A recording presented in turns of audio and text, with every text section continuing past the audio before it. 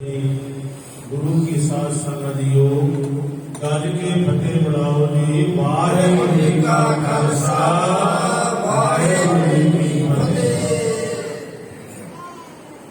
सत्कारयोग साध संगत जीओ, सतगुरु नानक पातशाह जी की बख्शिश का सदका अज 17वीं पौड़ी विचार होगी। सतगुर कृपा करन मेहर करके 17वीं पौड़ी के विचार आप ही करवा लैन। नाल ही अज होला महला के भी विचार होगी। पहला जपजी साहब जी ये 17वीं पौड़ी पे विचार करते हैं। मेरे सतगुरु गुरु नानक पातशाह जी ने वाक हैं असंख जप असंख भाव। इतने मेरे पातशाह जी ने असंख असंख भाव अनगिनत बेअंत बेअंत ऐसे ने जो जप करते ने ते अनगिनत ही ऐसे हैं जो वाहिगुरू परमात्मा के नाल भाव कहिए प्यार करते हैं। ते अनेका ऐसे हैं जिहड़े पूजा करते हैं, धूप दीप बत्ती ते फुल आदि अपने इष्ट देव के अगे अर्पण करते हैं। अनेका ऐसे ने जो ताव नामे धूणियां तपते ने। गर्मी के मौसम के 5 धूणियां तपा के उनके विचकार बैठ जाना ते फिर अपने शरीर को कष्ट दे के इस तरह के तप करने, ये भी मेरे पातशाह कहते हैं बेअंत। पर कोई तर्कवादी ये कह सकता है कि संसार की गिनती तो 8 अरब भी पूरी नहीं हुई। अगर असी हिसाब लगाइए पूरे विश्व की गिनती जो है वो 8 अरब नहीं हुई, 8 अरब तो घट है।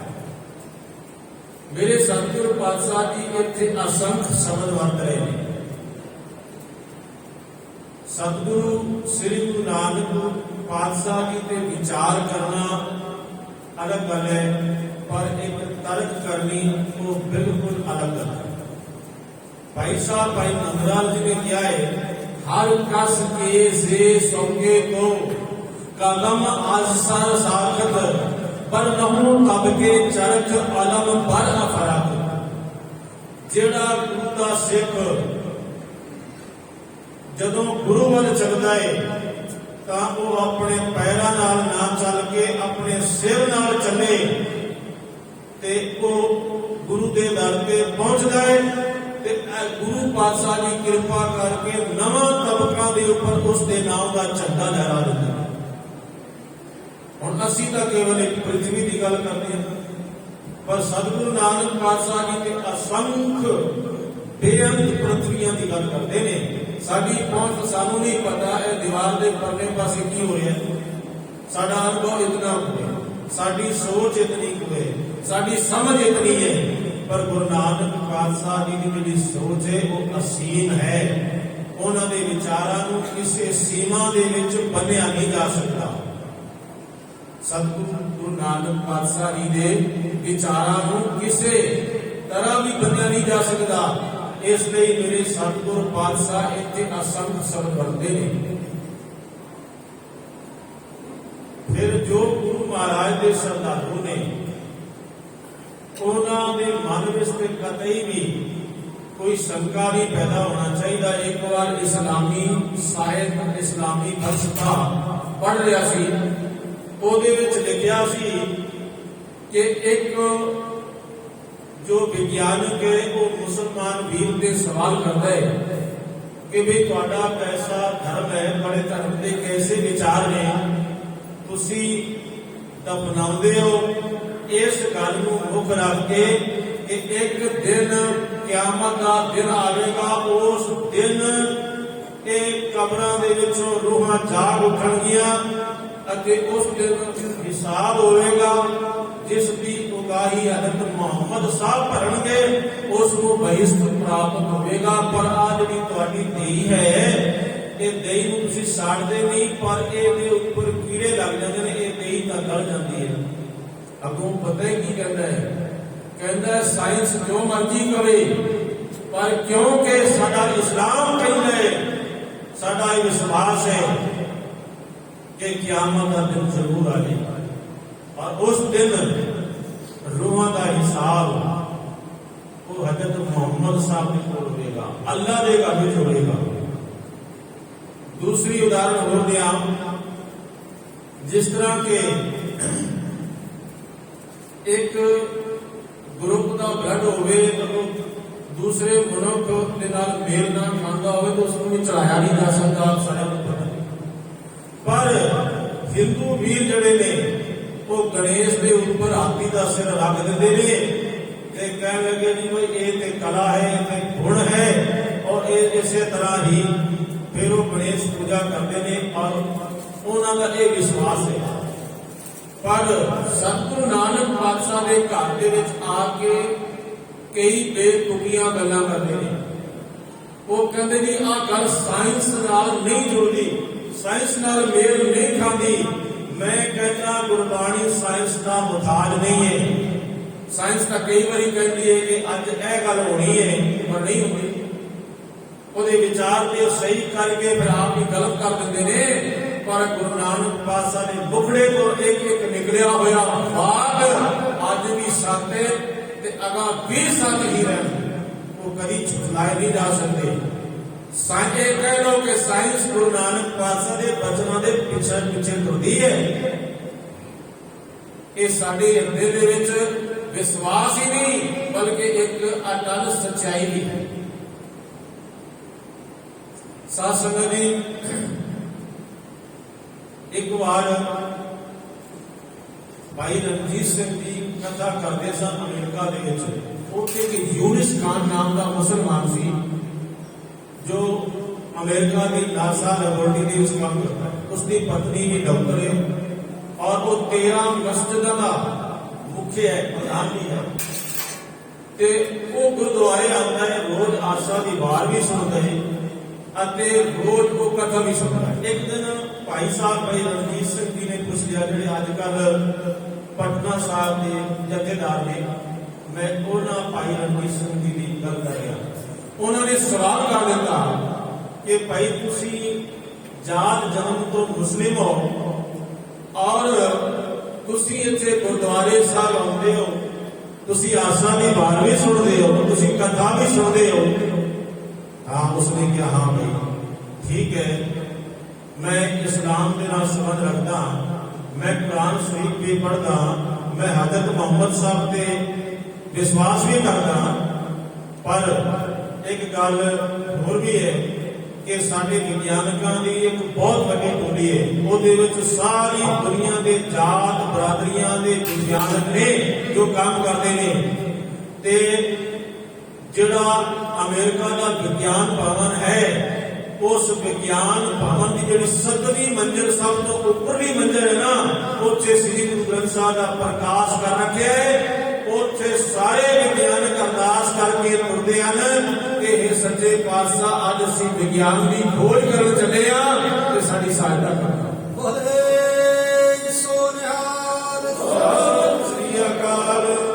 ते उन्हां विचों एक मैं भी हां।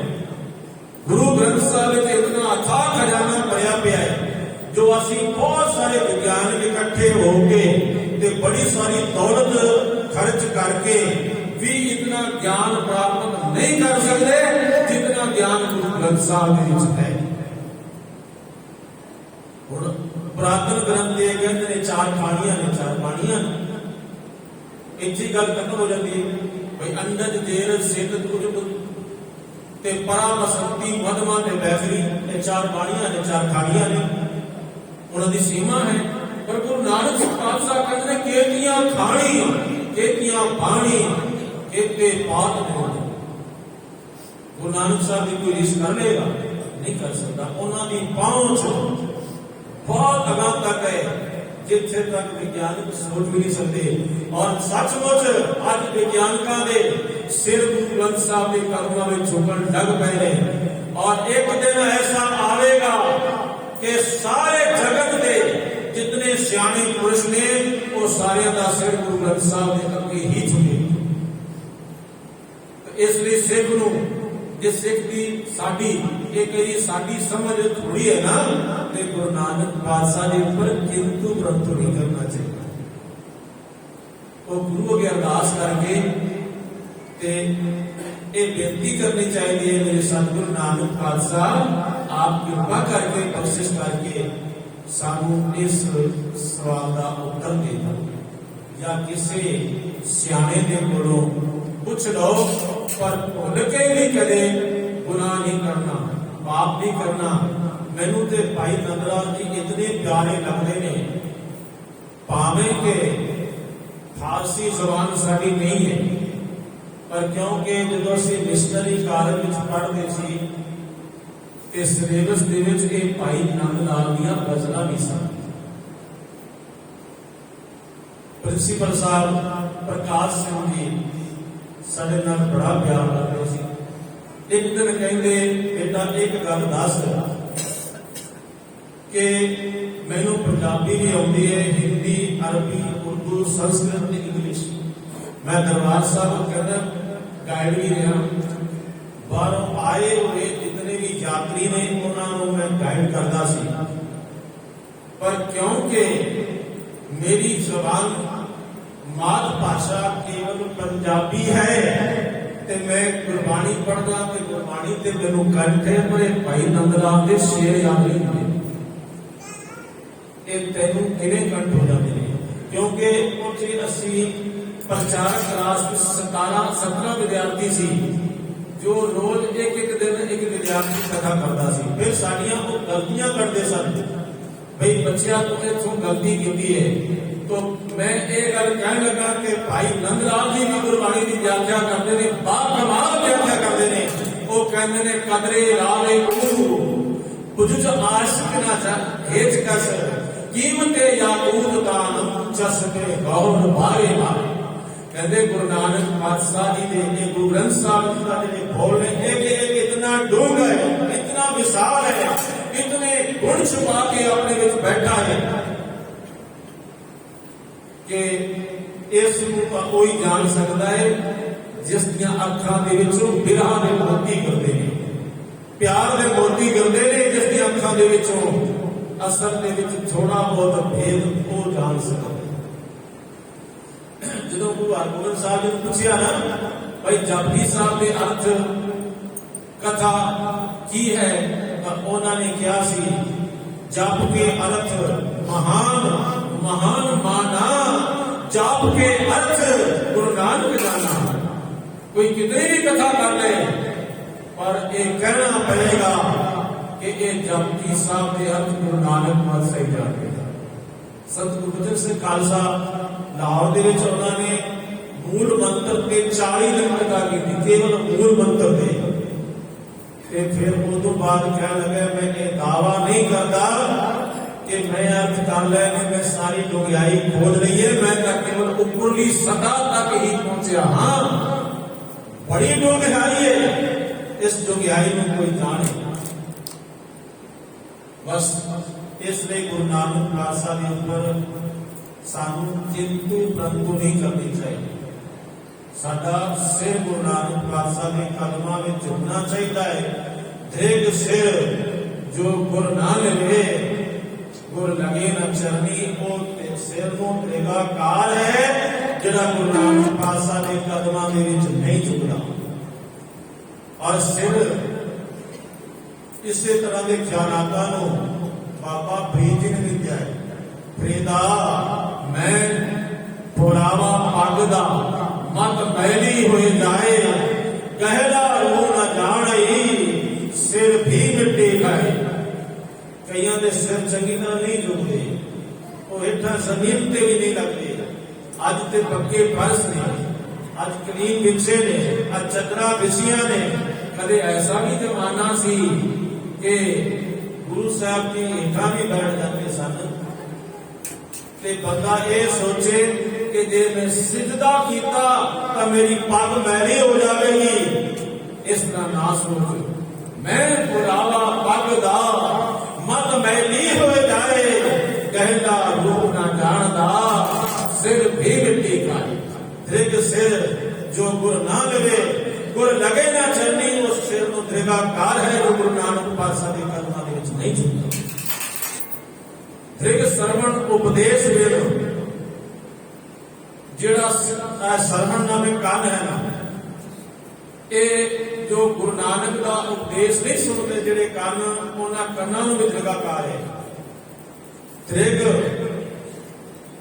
लोहण दरस बिन देखे पर तरनी, जिहड़े गुरु नानक का दर्शन नहीं करते ते विकार ते मैल तकदे हन, उन्हां दी जेवां नूं भी दृगाकार है। पीर मोइना फिरहड़ी सुख सतगुर सरणी, ये गल ऐलानिया तौर पर भाई गुरदास जी कहते ने, बड़े बड़े पीर जिहड़े ने पैगंबर के अवतारां दा सिर भी गुरु नानक पातशाह दे करमां विच चुकदा है। साध संगत दी असंख्य जप, इत्थे जप दा जप बहुत वचन है, कई तरह के जप लोग करते हैं। आज जिहड़ा भर्तरी सी ना अपना राज भाग छड्ड गया, और नफरत दे विचों गया सी निकल के। बस नफरत की सी, राणी पिंगला दी बेवफाई नूं मुख रखदे होए आखिंदा नहीं वो वैरागी हो गया, बाहर चला गया, जंगलों में चला गया। ते वो गया सी आत्म की खोज वास्ते, पर अगों कोई उस नूं ढोंगी बाबा मिल गया, उसने उसनूं शमशान घाट दे विच लै गया। उत्थे वो मंत्र की कुमंत्र जपन लगा। उन्हें आप लिखिया है, कहता है काल चित एकाग्र कुमंत्र जपे, शमशानन में सिस पुंज खपे। इस तरह बड़े लोग ने जिहड़े कि शमशान घाट दे विच वो हुण मंत्र कहंदे होण, पर आपां तां उन्हां नूं कुमंत्र ही कहांगे कि वो कुमंत्र जपदे ने। फिर साध संगत जी आप सुन के हैरान हो जाओगे, कुछ ऐसे लोग भी ने जिन्हां दे घर विच औलाद नहीं हुंदी, जिस दे घर दे विच औलाद हुई है उन्हां नूं आ बाबे दसदे ने, आ ढोंगी बाबे जिहड़े ने, तां फिर वो पता ही की करदे ने, उन्हां दे घर दे अगे जाके बाल्टी पानी अपने ऊपर सुटदे ने। जे अंदरों आवाज आवे ना कौन है, तां वो कहंदे ने तेरे गए ते मेरे आए, बाकी तेरे बच्चे मर जाएंगे ते मेरे कोख चो बच्चा जन्म लेगा। इहो जे विचार दसदे ने ये बाकी लोग जिहड़े गुरु नानक पातशाह नालों टुटे हुए ने। पहली गल तो इस तरह औलाद कभी होगी नहीं, जिसकी नीयत माड़ी है, जे रब ना करे उसके घर हो जाए तो वो कानां नूं हथ लाते ने, इस नालों तां तू ना हुंदा जमदे ही मर जांदा तां वो चंगा सी। और पढ़िया लोका तेनू पता है, आजा घर दे विच मंग ले तू साचे साहिबा, क्या नहीं कर तेरे राता तेरे सब किछ है, मान मांगो तान मांगो धन लक्ष्मी सुख दे। मंगण का ढंग भी सिखाया है गुरबाणी ने सानू, मंग ले जो तेरा जी करता है, पर किसी का बुरा ना मांग। इत्थे दा भला मंगया जाता है, अपनी झोली भर ले, जे होर किसी वास्ते भला हो सकता है तो वो नहीं करते। बाबा हीरमान जी गुरु हरगोबिंद साहब जी के सुपुत्र सन, और एहो ही धीरमल सी, इसके मसंद ने सियां ने गुरु तेग बहादुर साहब के ऊपर गोली चलाई सी।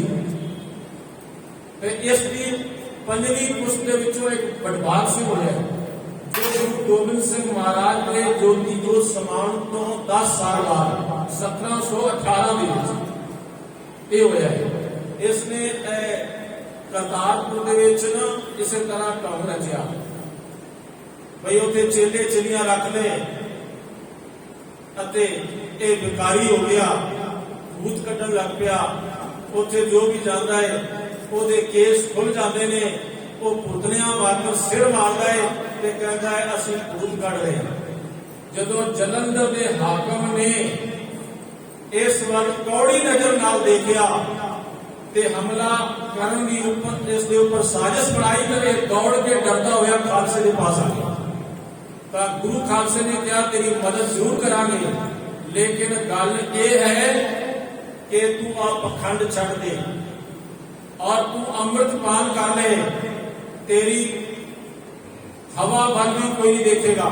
इसने अमृत पान किया ते उस तो बाद फिर क्योंकि जिसनों एक बार खून मूँह लग जाए ते वो जल्दी छुटता नहीं, क्योंकि लोग आते सन, पैसा देते सन, चढ़ावा चढ़ाते सन ते वो गुलछड़े उड़ाउंदा सी, पर हुण तेरे कोल पैसा नहीं सी आ रहा, इसने दोबारा एक काम शुरू कर दिता। फिर दोबारा खालसा वाले कोल गया कि भाई तू अमृत पान किया है और तू साडे नाल खालसे नाल वायदा किया सी कि अजे काम नहीं करांगा, कि अज फिर ये काम करन लग पिया। इन्हें क्या जी गलती होगी, फिर नहीं करूंगा। तो इसने डरदियां मारे इथों करतारपुर तो अपना आसन चुक के हिमाचल प्रदेश, जो उदों तो पंजाब ही सी, तो हिमाचल प्रदेश दियां पहाड़ियां दे विच जाके बैठ गया, जो अज भी उन्होंने धर्म रचा होया उत्थे गुरु ग्रंथ साहिब का प्रकाश करते हैं और लोग जाते हैं। और उत्थे कई बीबियां दे केस दे जिहड़े वाल ने वो खुल जाते हैं अते वो कहंदा असीं गुरु अनुसार होके चल रहे हैं। फिर उत्थे कच्ची बाणी पढ़ के लोकां नूं कहंदे ने कि असीं ते गुरु घर दे नाल जोड़दे हां, इहो उन्हां दे विचार। तो इसलिए एक ही है, एक मंत्र है जो गुरु घर नालों टुट के ते इस तरह ने जो काम करता है वो गुरु घर दे नाल प्यार नहीं कर रहा, वो गुरु घर का दोषी है। तो इस तरह वो जो भाग सिंह है माता कोई ओदे कोल इस आशे अनुसार चला जाए, दुनिया जाती है बहुत बड़ी तादाद में जाती है, अपने आप कपड़े पहने हुए ना ये भी उत्थे सुट जाते हैं। उदा रिवाज है भी जो इतने आवे वो कपड़े भी इतने सुट जाए, अपने जोड़े भी इतने सुट जाए। तो उन्होंने इस तरह का विचार लोग मनते हैं, जोड़े मनते हैं उन्होंने बेनती है कि वो कदे भी इहो ਜਿਹੇ विचारों के ना पैण। असंख्य जप असंख्य पाओ, उस अनेक असंख्य अणगिणत ऐसे लोग हैं जिहड़े जप करते हैं ते अनेक बेअंत लोग उस वाहिगुरू परमात्मा दे नाल भाव कहिए प्यार करते हैं।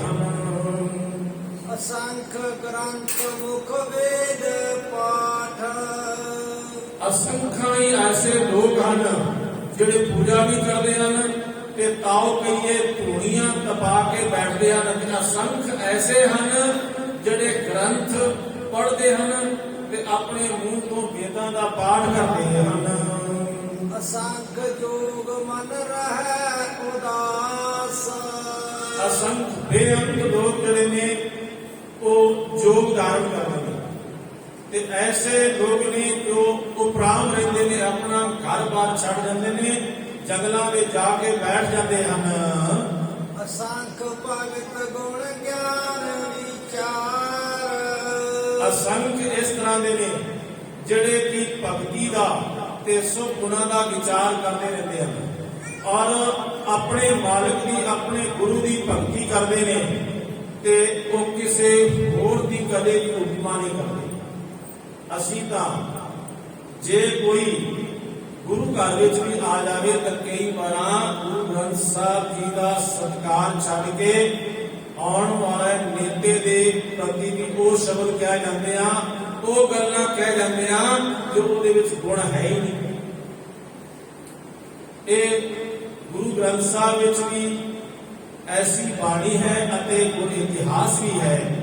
जदों गुरु हरगोबिंद साहब जी आगरे गए तो उत्थे ही जहांगीर का भी आसन लग्या सी।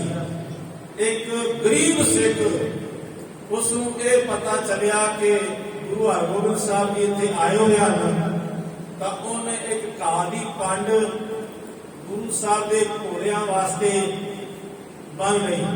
ਉਹਦੀ जेब ਦੇ ਵਿੱਚ 1 टका सी ਤੇ ਉਸਨੇ ਜਾ ਕੇ ਉਹ टका ਅੱਗੇ ਮੱਥਾ ਰੱਖ ਕੇ ਟੇਕ ਦਿੱਤਾ ਤੇ ਕਿਹਾ ਸੱਚੇ ਪਾਤਸ਼ਾਹ ਲੋਕ ਪਰਲੋਕ ਵਿੱਚ ਸਹਾਈ ਹੋ।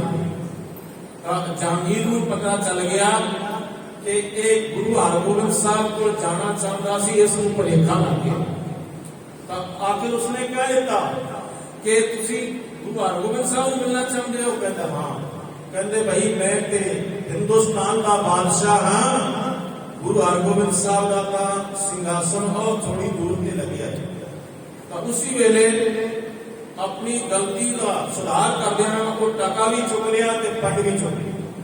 ਤੇ ਬਾਦਸ਼ਾਹ ਨੇ ਕਿਹਾ, ਉਹਦੇ ਕਰਿੰਦਿਆਂ ਨੇ ਕਿਹਾ ਕਿ ਭਾਈ ਇਹ ਟਕਾ ਨਾ ਚੁੱਕ, ਤੂੰ ਬੇਸ਼ੱਕ ਵੀ ਇਥੋਂ ਹੋਰ ਜਿੰਨਾ ਮਰਜ਼ੀ ਲੈ ਜਾ, ਲੱਖ ਰੁਪਇਆ ਲੈ ਜਾ, ਪਰ ਇਹ ਨਾ ਚੁੱਕ। ਇਹ ਬਾਦਸ਼ਾਹ ਦੀ ਤੋਹੀਨ ਹੈ, ਇਹ ਅਪਮਾਨ ਹੋਵੇਗਾ ਜੇ ਤੂੰ ਇਥੋਂ ਟਕਾ ਚੁੱਕ ਲਿਆ।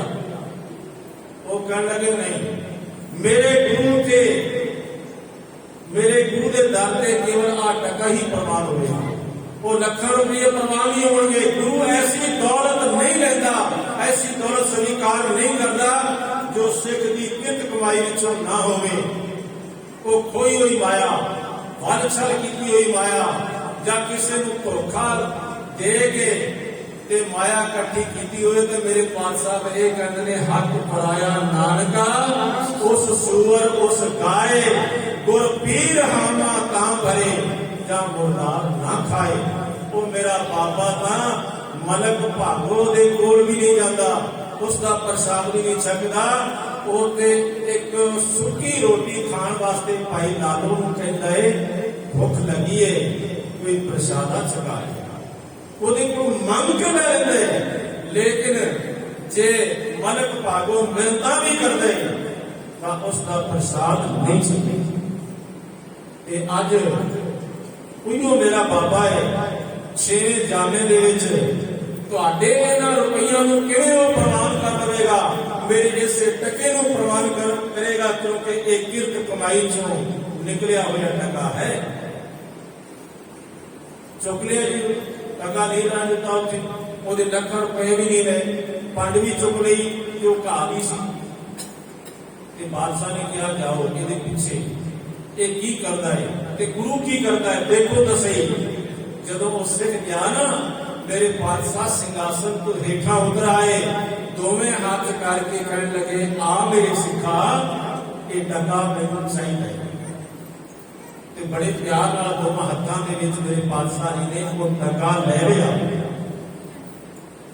ਤੇ ਉਸ ਵੇਲੇ ਫਿਰ ਕੋਈ ਸ਼ਬਦ ਸਨ, ਪਾਤਸ਼ਾਹ ਲੋਕ ਪਰਲੋਕ ਵਿੱਚ ਸਹਾਇਤਾ ਕਰਨੀ, ਕਿਉਂਕਿ ਜੋ ਨਰ ਕਹੇ ਇੱਕ ਬੇਰਾ, ਸ੍ਰੀ ਹਰਿਗੋਬਿੰਦ ਮੈਂ ਅਬ ਤੇਰਾ, ਕਿਆ ਗਿਣਤੀ ਹੈ ਇਹਾਂ ਬਚਾਵਨ, ਨਿਕਟ ਨਾ ਦਿਓ ਦੂਧ ਜਮਾਵਨ। ਮੇਰਾ ਗੁਰੂ ਤਾਂ ਐਸਾ ਸਰਵਗੁਣਾ ਸਮਰੱਥ ਹੈ ਜੋ ਲੋਕ ਪਰਲੋਕ ਵਿੱਚ ਸਹਾਇਤਾ ਕਰਦਾ, ਜਮਦੂਤਾਂ ਨੂੰ ਵੀ ਨੇੜੇ ਨਹੀਂ ਆਉਂਦੇ। ਇਸ ਲਈ ਭਾਈ ਸਾਹਿਬ ਗੁਰਦਾਸ ਜੀ ਕਹਿੰਦੇ ਨੇ, ਚਰਨ ਸਰਨ ਗੁਰ ਏਕ ਪੈਂਡਾ ਜਾਏ ਚੱਲ, ਸਤਿਗੁਰ ਕੋਟ ਪੈਂਡਾ ਆਗੇ ਕੋਈ ਦੇਖ ਹੈ। एक बार सतगुर मंत्र सिमरन मात्र, सिमरन ताहे बार गुर हेत है। भावनी भगत भाए कौटी अगर भाग राखे, ताहे गुर सर्व निधान दान देत है। सतगुर दया निध महिमा अगाध बोध, नमो नमो नमो नमो नेत नेत नेत है। सिख अपने गुरु बार बार नमो करता है, बार बार नमस्कार करता है, कि नेता पूर्ति करता है। अपना सिर केवल गुरु नानक के चरणों में रखता है, किसी होर दे के वो सिर नहीं जाता। ऐसे सिर में तो मेरे पातशाह प्रदान करते हैं, ऐसे टके को प्रदान करते हैं, ऐसी सेवा को प्रदान करते हैं मेरे पातशाह जी। तो इसलिए असंख्य इतने हैं कि वो भक्ति करते हैं ते गुणां का विचार करते हैं। फिर अगे मेरे सतगुर पातशाह जी फरमाउंदे हैं, असंख भगत गुण ज्ञान विचार।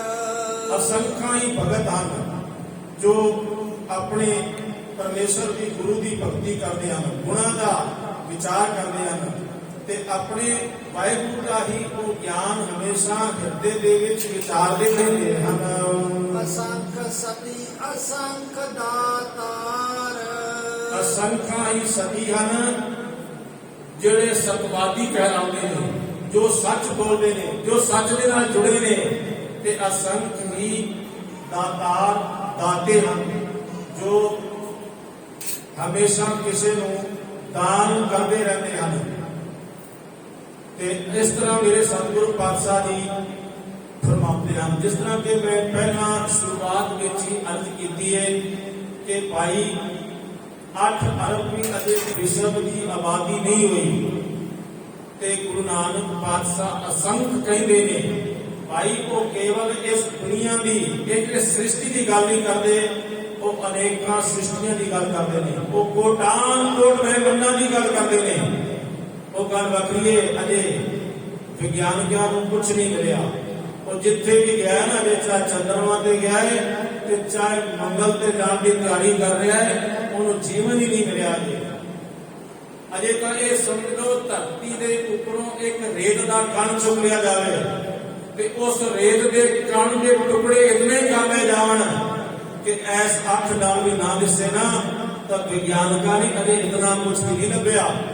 ਗੁਰੂ ਗ੍ਰੰਥ ਸਾਹਿਬ ਅਥਾਹ ਗਿਆਨ ਦਾ ਖਜ਼ਾਨਾ ਨੇ, ਔਰ ਇਸ ਲਈ ਸਾਨੂੰ ਸਤਿਗੁਰਾਂ ਦੇ ਇਹਨਾਂ ਬਚਨਾਂ ਦੇ ਉੱਪਰ ਵਿਸ਼ਵਾਸ ਕਰਨਾ ਚਾਹੀਦਾ ਹੈ। ਤਾਂ ਹੀ ਤਾਂ ਭਾਈ ਨੰਦ ਲਾਲ ਜੀ ਕਹਿੰਦੇ ਨੇ, ਕਦਰੇ ਲਾਲੇ ਨੂੰ ਕਦਰ ਉਹ ਜਾਣਦਾ ਹੈ ਜਿਸ ਦੇ ਅੰਦਰ ਭਾਵ ਹੈ, ਜਿਸ ਦੇ ਅੰਦਰ ਪਿਆਰ ਹੈ। ਕਦਰੇ ਲਾਲੇ ਨੂੰ ਬਜੁਜ਼ ਆਸਿਕ ਨਾ ਦਾਨਮ ਹੇਜ ਕਸ ਕੀਮਤੇ ਯਾਕੂਤ ਦਾਨਮ ਜਸਮੇ ਗੌਰ ਬਾਰੇ ਭਾ। ਮੇਰੇ ਅੱਖਾਂ ਦੇ ਵਿੱਚੋਂ ਪਿਆਰ ਦੇ ਆਂਸੂ ਵਹਿੰਦੇ ਨੇ, ਔਰ ਹੋਰ ਅਨੇਕਾਂ ਸਿੱਖਾਂ ਦੇ ਅੱਖਾਂ ਵਿੱਚੋਂ ਆਂਸੂ ਜਾਣਦੇ ਨੇ। ਉਹ ਬੜੇ ਪਿਆਰ ਨਾਲ ਮੇਰੇ ਗੁਰੂ ਦੇ ਜਸ ਨੂੰ ਜਾਣਦੇ ਨੇ, ਮਾਣਦੇ ਨੇ, ਰਸ ਲੈਂਦੇ ਨੇ ਤੇ ਆਨੰਦ ਲੈਂਦੇ। ਤੇ ਮੈਂ ਵੀ ਗੁਰੂ ਦੀ ਕਿਰਪਾ ਸਦਕਾ ਉਹਨਾਂ ਸਿੱਖਾਂ ਦੇ ਵਿੱਚੋਂ ਹਾਂ ਜੋ ਗੁਰੂ ਦੇ ਰਸ ਲੈ ਕੇ, ਗੁਰੂ ਕੋਲ ਆਨੰਦ ਲੈ ਕੇ ਫਿਰ ਉਸ ਨੂੰ ਮਾਣਦਾ ਹਾਂ। ਤੇ ਇਸ ਦੁਨੀਆ ਦੇ ਵਿੱਚ ਅਸੰਖ ਸੱਚੇ ਲੋਕ ਹਨ, ਅਸੰਖ ਹੀ ਦਾਤਾਰ ਹਨ ਜੋ ਹਮੇਸ਼ਾ ਦਾਤਾ ਦਿੰਦੇ ਰਹਿੰਦੇ ਹਨ। ਅਸੰਖ ਸੂਰਮੋ ਪਾਕਸਾਰ ਤੇ ਅਸੰਖ ਬੇਅੰਤ ਹੀ ਸੂਰਬੀਰ ਹਨ ਜਿਹੜੇ ਮੂੰਹ ਹੱਥ ਸਾਰ ਯਾਨੀ ਕਿ ਆਮਣੇ ਸਾਹਮਣੇ ਹੋ ਕੇ ਲੜਦੇ ਨੇ, ਪਿੱਠ ਨਹੀਂ ਦਿਖਾਉਂਦੇ ਮੈਦਾਨੇ ਜੰਗ ਦੇ ਵਿੱਚ। ਉਹ ਆਮਣੇ ਸਾਹਮਣੇ ਹੋ ਕੇ ਭਾਵੇਂ ਉਹਨਾਂ ਦੇ ਟੁਕੜੇ ਟੁਕੜੇ ਹੋ ਜਾਣ, ਪਰ ਕਦੇ ਪਿੱਠ ਨਹੀਂ ਦਿਖਾਉਂਦੇ। ਉਹ ਹਮੇਸ਼ਾ ਮੈਦਾਨੇ ਜੰਗ ਦੇ ਵਿੱਚ ਜੂਝਦੇ ਰਹਿੰਦੇ ਹਨ। ਅਸੰਖ ਮੋਨ ਲਿਵਲਾਏ ਤਾਰ ਅਸੰਖ ਐਸੇ ਮੋਨੀ ਹਨ ਜਿਹੜੇ ਬੋਲਦੇ ਨਹੀਂ ਤੇ ਉਹ ਹਮੇਸ਼ਾ ਚੁੱਪ ਹੀ ਧਾਰਨ ਕੀਤੀ ਰੱਖਦੇ ਹਨ। ਤੇ ਲਿਵ ਲਾਏ ਤਾਰ, ਤਾਰ ਕਹੀਏ ਤਾੜੀ ਸਮਾਧੀ, ਉਹ ਇੱਕ ਰਸ ਸਮਾਧੀ ਲਗਾ ਕੇ ਬੈਠੇ ਰਹਿੰਦੇ ਹਨ ਕਿ ਬੋਲਦੇ ਨਹੀਂ।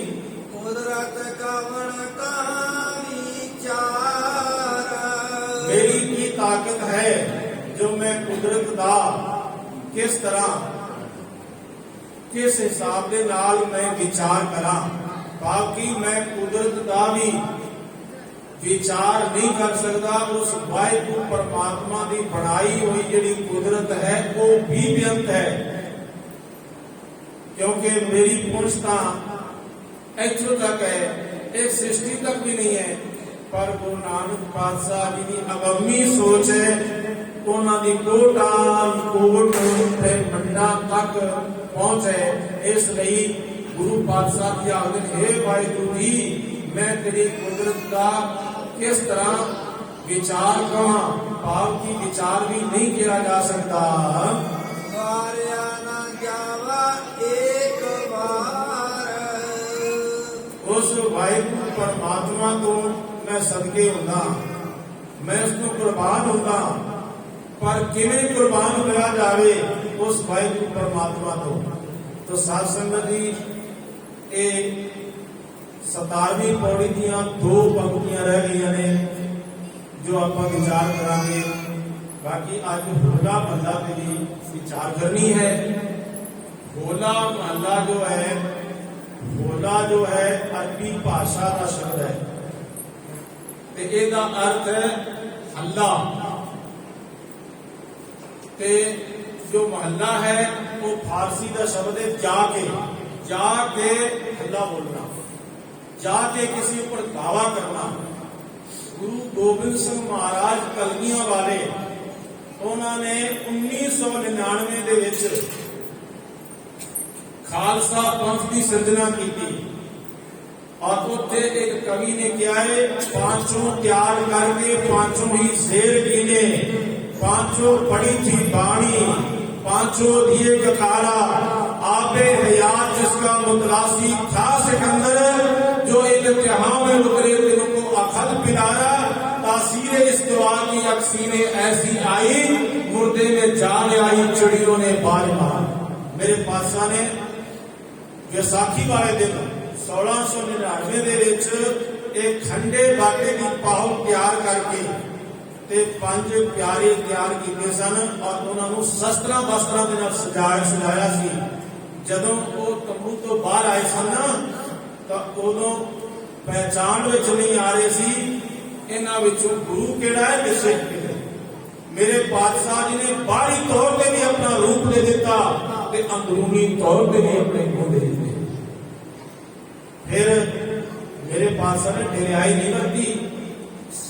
बिल्कुल सन 1700 ਦੇ ਵਿੱਚ ਇਹ ਹੋਲਾ ਮਹੱਲਾ ਦੀ ਪਰੰਪਰਾ ਆਰੰਭ ਕੀਤੀ। 7 ਦਿਨ ਦੀਵਾਨ ਸਜਦੇ ਸਨ।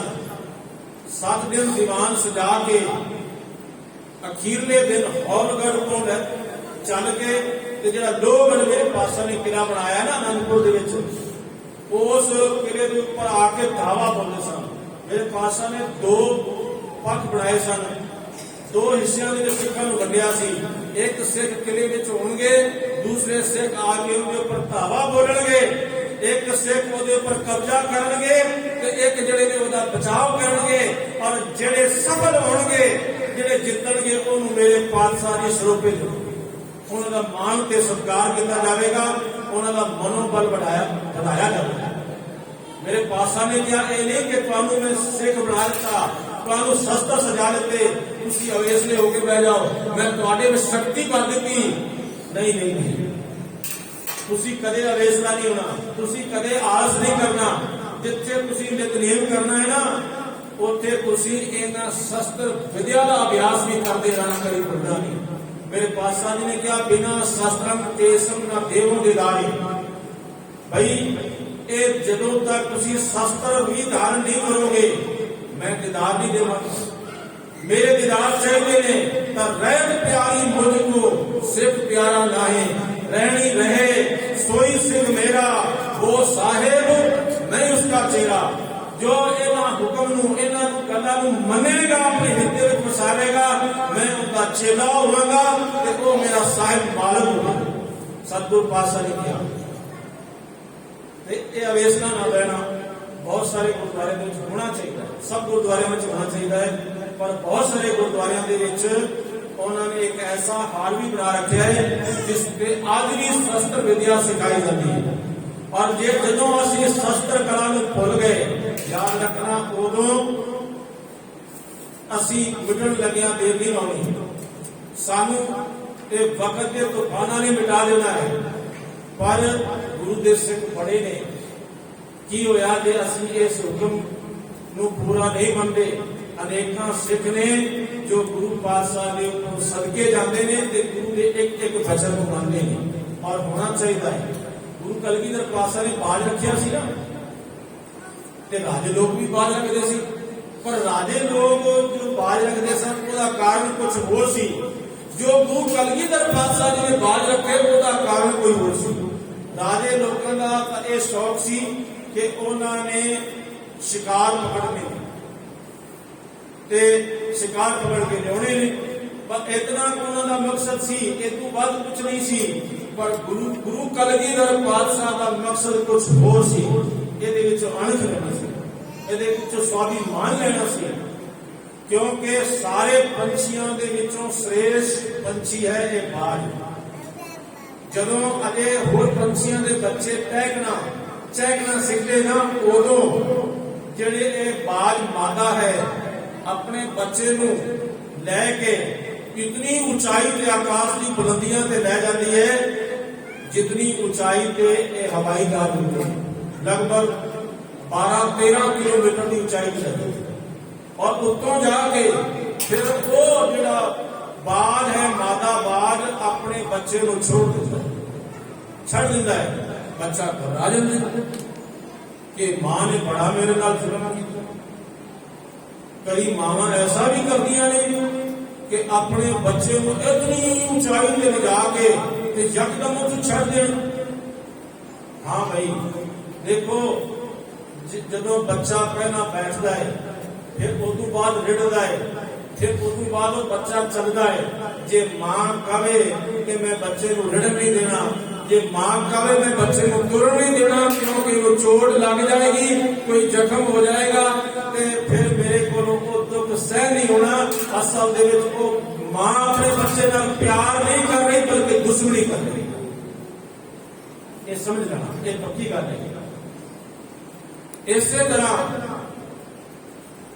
भाई साहब भाई गुरदास जी भी कहते हैं, गुरसिखन दिखाए के वृथा अनेक माया मन काट करे निज पर चिन्ह। भाई गुरसिखा की चोली विच गुरु गोबिंद सिंह महाराज दुख भी पाते, भाई दुख भी लगे।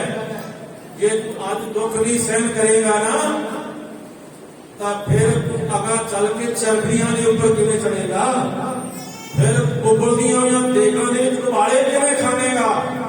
इसलिए मेरे पातशाह जी अपने सिख की चोली विच दुख भी पाते ने, उन्होंने पक्कियां करते ने, नाल अंदर उसका मन बाणी नाल पक्कियां करते ने, उसनूं बाहरों भी पक्कियां करते ने। बाहरों भी इतना पक्का कर देते ने कि काजी नूर मुहम्मद नूं कहना पैंदा है कि जदों बाबा जस्सा सिंह आलूवालिया साहब खड़े होंदे सी ना मैदाने जंग दे विच, इन्हां दा शरीर भारी सी, दो घोड़े बदलने पैंदे सी, एक घोड़ा ताल नहीं लिया सकता सी, पर जिस थां ते अड़ जाते सन कि वड्डी समझ लो पहाड़ की चट्टान है, इन्हां दा कोई पैर नहीं हिला सकता सी। तो काजी नूर मुहम्मद कहता है कि पता नहीं एडे वड्डे पहाड़ की चट्टान है, और ये नहीं कि उन्होंने चारे पास भावे कोई घेर लवे दुश्मन, ये नहीं कि फुर्ती नहीं उन्होंने शरीर फुर्ती नहीं अटती है, पर दुश्मन भावे चारे पासों घेर लवे, चारे पासों उन्होंने वार रोक भी लेता है कि उन्होंने ऊपर वार कर देता है।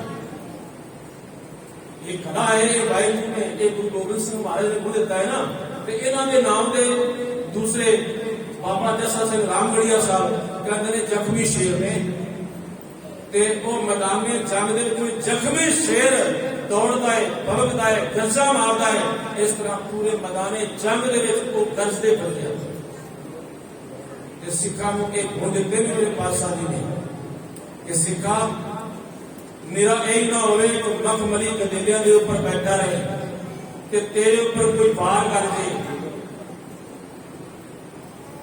देखो ये गल सी साडे बाकी देश के धार्मिक लोग जिहड़े सन, साधु संत महात्मा जिहड़े सन ना, वो जदों देखते सन कि बगल दे विच कोई चीख चिकाड़ा हो रहा है, कोई सतबंदियां दे सत लुटे जा रहे हैं, वो रो रही ने, बिरलाप कर रही ने, उदों पता है की करता है। एक कवि ने बड़ा सोहना किया है, हा हा हू हू शोर दुनी दा सुन के एक जोगी पर्वत चढ़े हुए सी ना, जोगी पर्वत सुमेर पर्वत के उपर गुरु नानक पातशाह ने उन्होंने हेठा उतारिया सी, उन्हां नाल ज्ञान चर्चा हुई, सिद्ध गोश नाम की बाणी श्री गुरु ग्रंथ साहब जी विच है, और उन्हां नाल ही विचार हुई सी।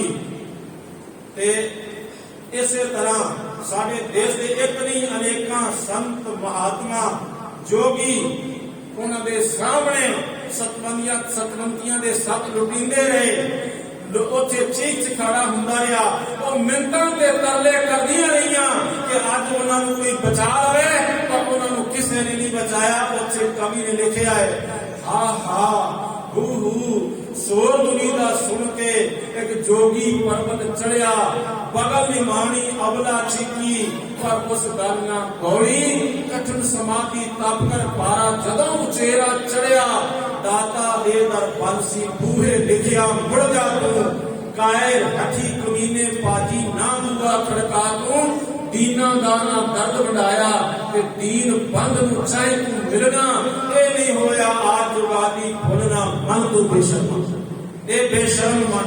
जदों उत्थे पहुंचे ना जोगी जप करके तप करके परमात्मा के दरवाजे ते परमात्मा के दरवाजे बंद सी, वो परमात्मा के दरवाजे ऊपर लिखिया सी, कायर हठी कमीने पाजी, पाजी कहंदे ने तंबी नूं, पखंडी नूं, छलीए नूं, कपटीए नूं, ऐ कपटीए ऐ छलिया बंदिया, तू दीन बंद नूं मिलना चाहता है ते तेरे लिए तो वाहिगुरु के परमात्मा के दरवाजे सदा लिए बंद हो गए ने, तू वाहिगुरु के दरवाजे के अंदर प्रवेश नहीं कर सकता। जा चलिया जा, क्योंकि तू दीनों का दर्द नहीं बढ़ाया, तू जख्म किसी ने जख्म के ऊपर मलम नहीं लगाई, इसलिए परमात्मा के घर में तेरे वास्ते कोई थोड़ी जिंदगी खानी।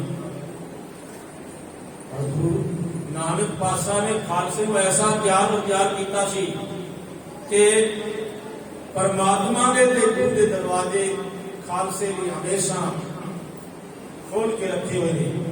वो इस वास्ते क्योंकि गुरु के नियमां के ऊपर चलता है। तो साथ संगत जी मैं दस रहा सी जो मादा बाज है ना, वो अपने बच्चे को बड़ी ऊंचाई पर छड़ते हैं, और जदों 300-400 मीटर की हेठा धरती रह जाती है तो उदों अचानक उस बच्चे को पंजां दे विच पकड़ लेती है वो मादा, ते उदों उहदा कोई साह दे विच साह पैंदा है। और इतनी कठिन किसी देश की आर्मी की भी परीक्षा नहीं ली जाती, और जदों तक वो बच्चा खंभ खोल के उड़न नहीं लग पैंदा, ये जिहड़ी रवायत है वो मादा बाज रोज इस गल को दोहराउंदा है, उस बच्चे को लै जांदा उतां उत्थे छोड़ दिंदा। इसलिए भाई जदों भी साडे देश ते हमला होया, चाहे वो नादर हमला करन आया ते चाहे वो अहमद शाह अब्दाली तूफान बन के आया, वो ये कहते रहे कि जदों असी सारा हिंदुस्तान लुट के ले आउंदे आ, और पंजाब दे विच लोग सानू बाहर रोक लेंदे। साध संगत जी, एक आसिफ खान जो अहमद शाह अब्दाली का दवाई लगता सी, अते काजी नूर मोहम्मद दा वो शागिर्द सी। काजी नूर मोहम्मद कोलों उसने विद्या सीखी सी मदरसे दे विच। एक दिन ये उस्ताद के चेला एक मजाकी अंदाज में कहते हैं कि भाई हिंदुस्तान में कदों लुटन चलना है। वो कहता भाई चलना तो है, पर साडे कीते हुए पर पानी फेर देंगे सिख, सानू होर कोई नहीं रोकता। असी उन्होंने धन भी लुट के ले आने, उन्होंने पत भी लुट के ले आने, पर पंजाब दे विच आके सानू हौला कर देंगे ने। वो कहता इस बारी चलते हैं बड़ा इकट्ठ करके, ते तू इतिहास लिखना और देखना इन्हां सिखां नूं इस धरती के नक्शे तो मिटा देवांगे। दुनिया आने वाली कहेगी कि कोई सिख होया करते सन, इन्हां दा नामो निशान नहीं रह दिता जाएगा। जदों वो आया तो सिखां ने फिर उहदे कोलों जो वो बड़ी तादाद दे विच हिंदुस्तान दीयां सुंदरियां अते हिंदुस्तान का धन ते दौलत लुट के ले जा रहा सी, सिखां नूं फिर हौला कर दिता। उन्हां बीबियां नूं वापस उन्हां दे चुंगल ते छुड़ा लिया अते उन्हां नूं उन्हां दे घरों घरी पहुंचाया। और ये ब्राह्मण ऐसा सी, देखो कोई बख्यान करना किसी नफरत नाल नहीं, तो सुनना भी किसी नफरत नाल नहीं, क्योंकि जो इतिहास है उसको छुपाया भी नहीं जा सकता। ये ब्राह्मण ये कहता सी कि हुण असीं इन्हां नूं नहीं रखना, अपनी कमजोरी पर जात नहीं मारी ब्राह्मण ने, तां गुरु दे प्यारियां ने अपनियां पुत्रियां जान के उन्हां नूं रखिया, उन्हां दी पालना कीती, उन्हां दे विआह शादियां आनंद कारज कीते। तां जदों फिर मीह वसन लग पिया ते इसने लाहौर दे विच अपना ठिकाना कर लिया। कहता हुआ ये बरसात रुकेगी तो इसके बाद फिर कोई हमला करांगे, इतने इस तरह करो। एक बुलंद खान सी इहदा जरनैल कोई जाके ना पिंडां दे विचों कोई सिख पकड़ लिया, तो ये गया ते इन्हां नूं 5 ही सिख मिले जो खेतीबाड़ी का काम कर रहे सन।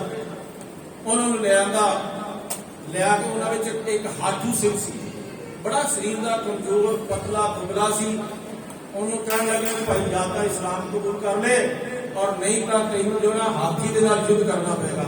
और पहले जो राजे लोग सन ना, ये उन्होंने शौक नहीं सी, वो अक्सर जानवरों के नाल मनुष्यों को लड़ाते रहते थे। तो उन्होंने अहमद शाह अब्दाली ने कहा था तेन युद्ध करना है हाथी के नाल और शस्त्र तेन देवांगे असीं अपनी मर्जी के नाल। उन्होंने तलवारां रख दित्तियां, कोई और बहुतियां अच्छियां नहीं सन भाई ये एक तलवार लै लै, पर हाथी नाल जदों भी युद्ध करना होंदा नेजे की भी जरूरत पैंदी है। नेजा नहीं दिता, केवल ये युद्ध करेगा। जे युद्ध करना मंजूर है तो ठीक है, नहीं तो इस्लाम कबूल कर ले। उन्हें कहा जी नहीं मैं युद्ध करांगा। उसने उथों किरपान चुक ली ਅਤੇ ਉਹਨੇ ਕਿਹਾ ਕਰ ਵਾਰ। ਉਹ ਕਹਿੰਦਾ ਮੈਂ ਗੁਰੂ ਦਾ ਸਿੱਖ ਹਾਂ, ਮੈਂ ਕਦੀ ਕਿਸੇ ਦੇ ਉੱਪਰ ਪਹਿਲਾਂ ਵਾਰ ਨਹੀਂ ਕਰਦਾ। ਜੇ ਵਾਰ ਕਰਨਾ ਤਾਂ ਆਪਣੇ ਹਾਥੀ ਕੋਲੋਂ ਕਰਾਓ, ਫਿਰ ਉਸ ਤੋਂ ਬਾਅਦ ਉਸ ਦੇ ਵਾਰ ਦਾ ਜਵਾਬ ਮੈਂ ਦਵਾਂਗਾ। ਕਦੇ ਜੀ ਉਹਨਾਂ ਨੇ ਮੱਧ ਪਿਲਾ ਕੇ ਹਾਥੀ ਨੂੰ ਜਿਸ ਵੇਲੇ ਹਾਥੂ ਸਿੰਘ ਵੱਲ ਤੋਰਿਆ ਤੇ ਹਾਥੂ ਸਿੰਘ ਇਤਨੀ ਬਿਜਲੀ ਦੀ ਫੁਰਤੀ ਵਾਕਰ वो छाला मारदा होया ਉਹਦੇ ਪਿਛਲੇ ਪਾਸੇ ਜਾ ਖਲੋਤਾ ਅਤੇ ਉਸ ਦੀ ਪੂੰਛ ਦੇ ਉੱਪਰ ਵਾਰ ਕਰਕੇ ਉਸ ਦੀ ਪੂੰਛ ਅਲੱਗ ਕਰ ਦਿੱਤੀ। ਹਾਥੀ ਬੜੀ ਤੇਜ਼ੀ ਨਾਲ ਘੁੰਮਿਆ, ਜਿਵੇਂ ਘੁੰਮਿਆ ਉਸ ਦਾ ਸੁੰਡ ਵੀ ਉਸ ਹਾਥੂ ਸਿੰਘ ਨੇ ਕੱਢ ਦਿੱਤਾ ਤੇ ਫਿਰ ਬੜੀ ਫੁਰਤੀ ਦੇ ਨਾਲ ਉਹਨਾਂ ਨੇ ਉਸ ਦਾ ਪਿਛਲਾ ਪੈਰ ਵੀ ਕੱਢ ਦਿੱਤਾ ਤੇ ਦੇਖਦੇ ਕੁਝ ਪਲਾਂ ਦੇ ਵਿੱਚ ਹਾਥੀ ਖੜਾ ਵੀ ਕਰਕੇ ਇੱਦਾਂ ਜ਼ਮੀਨ ਤੇ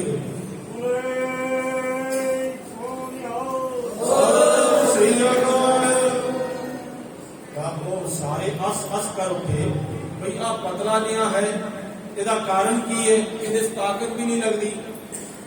उसके कोल पूछा भी इसका कारण की है, उन्हें एक ही शब्द किया कि गुरु गोबिंद सिंह महाराज की बख्शिश है, ये मेरे कामिल मुर्शद की बख्शिश है। क्योंकि मेरे कामिल मुर्शद ने अमृत पान कराउण दे नाल नाल सानू शस्त्र विद्या भी सिखाई है, ये ओहदा कमाल है। ठीक है, भावें मैं घर में रहिंदा खेती बाड़ी करदा, कुछ मेरे वीर जंगलों में रहिंदे ने जो हमेशा तुहाडे नाल टकराउंदे ने, पर मैं कदी तुहाडे नाल टकराया नहीं। मैं खेती बाड़ी करदा पर गुरु के विचारां नूं अपने हिरदे दे विच वसा के रखदा और असीं घर दे विच भी शस्त्र विद्या दा अभ्यास करते रहंदे हां। इस वास्ते वो गुरु कलगीधर पातशाह दे बचन ने। फिर उसने ना अपने कर्मचारियों को कहा भी ये भगवान बड़ा है, योद्धा बड़ा है, इसको भावें डरा के, भावें धमका के, भावें लालच दे के इसको इस्लाम में लिया जाए।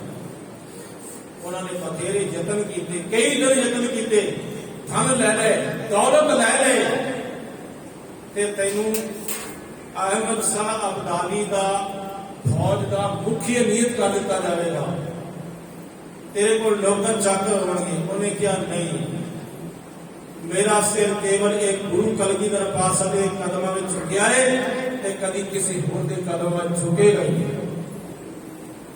गल नहीं स्वीकार की। तो साध संगत जी जिथे वो इतने बलवान ने, दृढ़ इरादे ने, ਉਹਦੇ ਪਿੱਛੇ जे कोई उन्होंने को पूछता है तो सीधा ये कहते हैं ये मेरे गुरु कलगीधर पातशाह की बख्शिश है।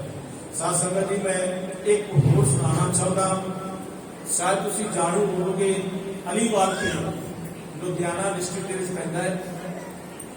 ਉੱਥੇ ਇੱਕ ਵਾਰ 1200 ਖਾਲਸਾਈ ਫੌਜ ਸੀ। डियोकोफ लिंटन नाम का एक अंग्रेज कमांडर सी। बड़ियां फौजां उहदे कोल सन, पर सिखां दे सामने वो रुक ना सकिया ते भज गया, नट गया।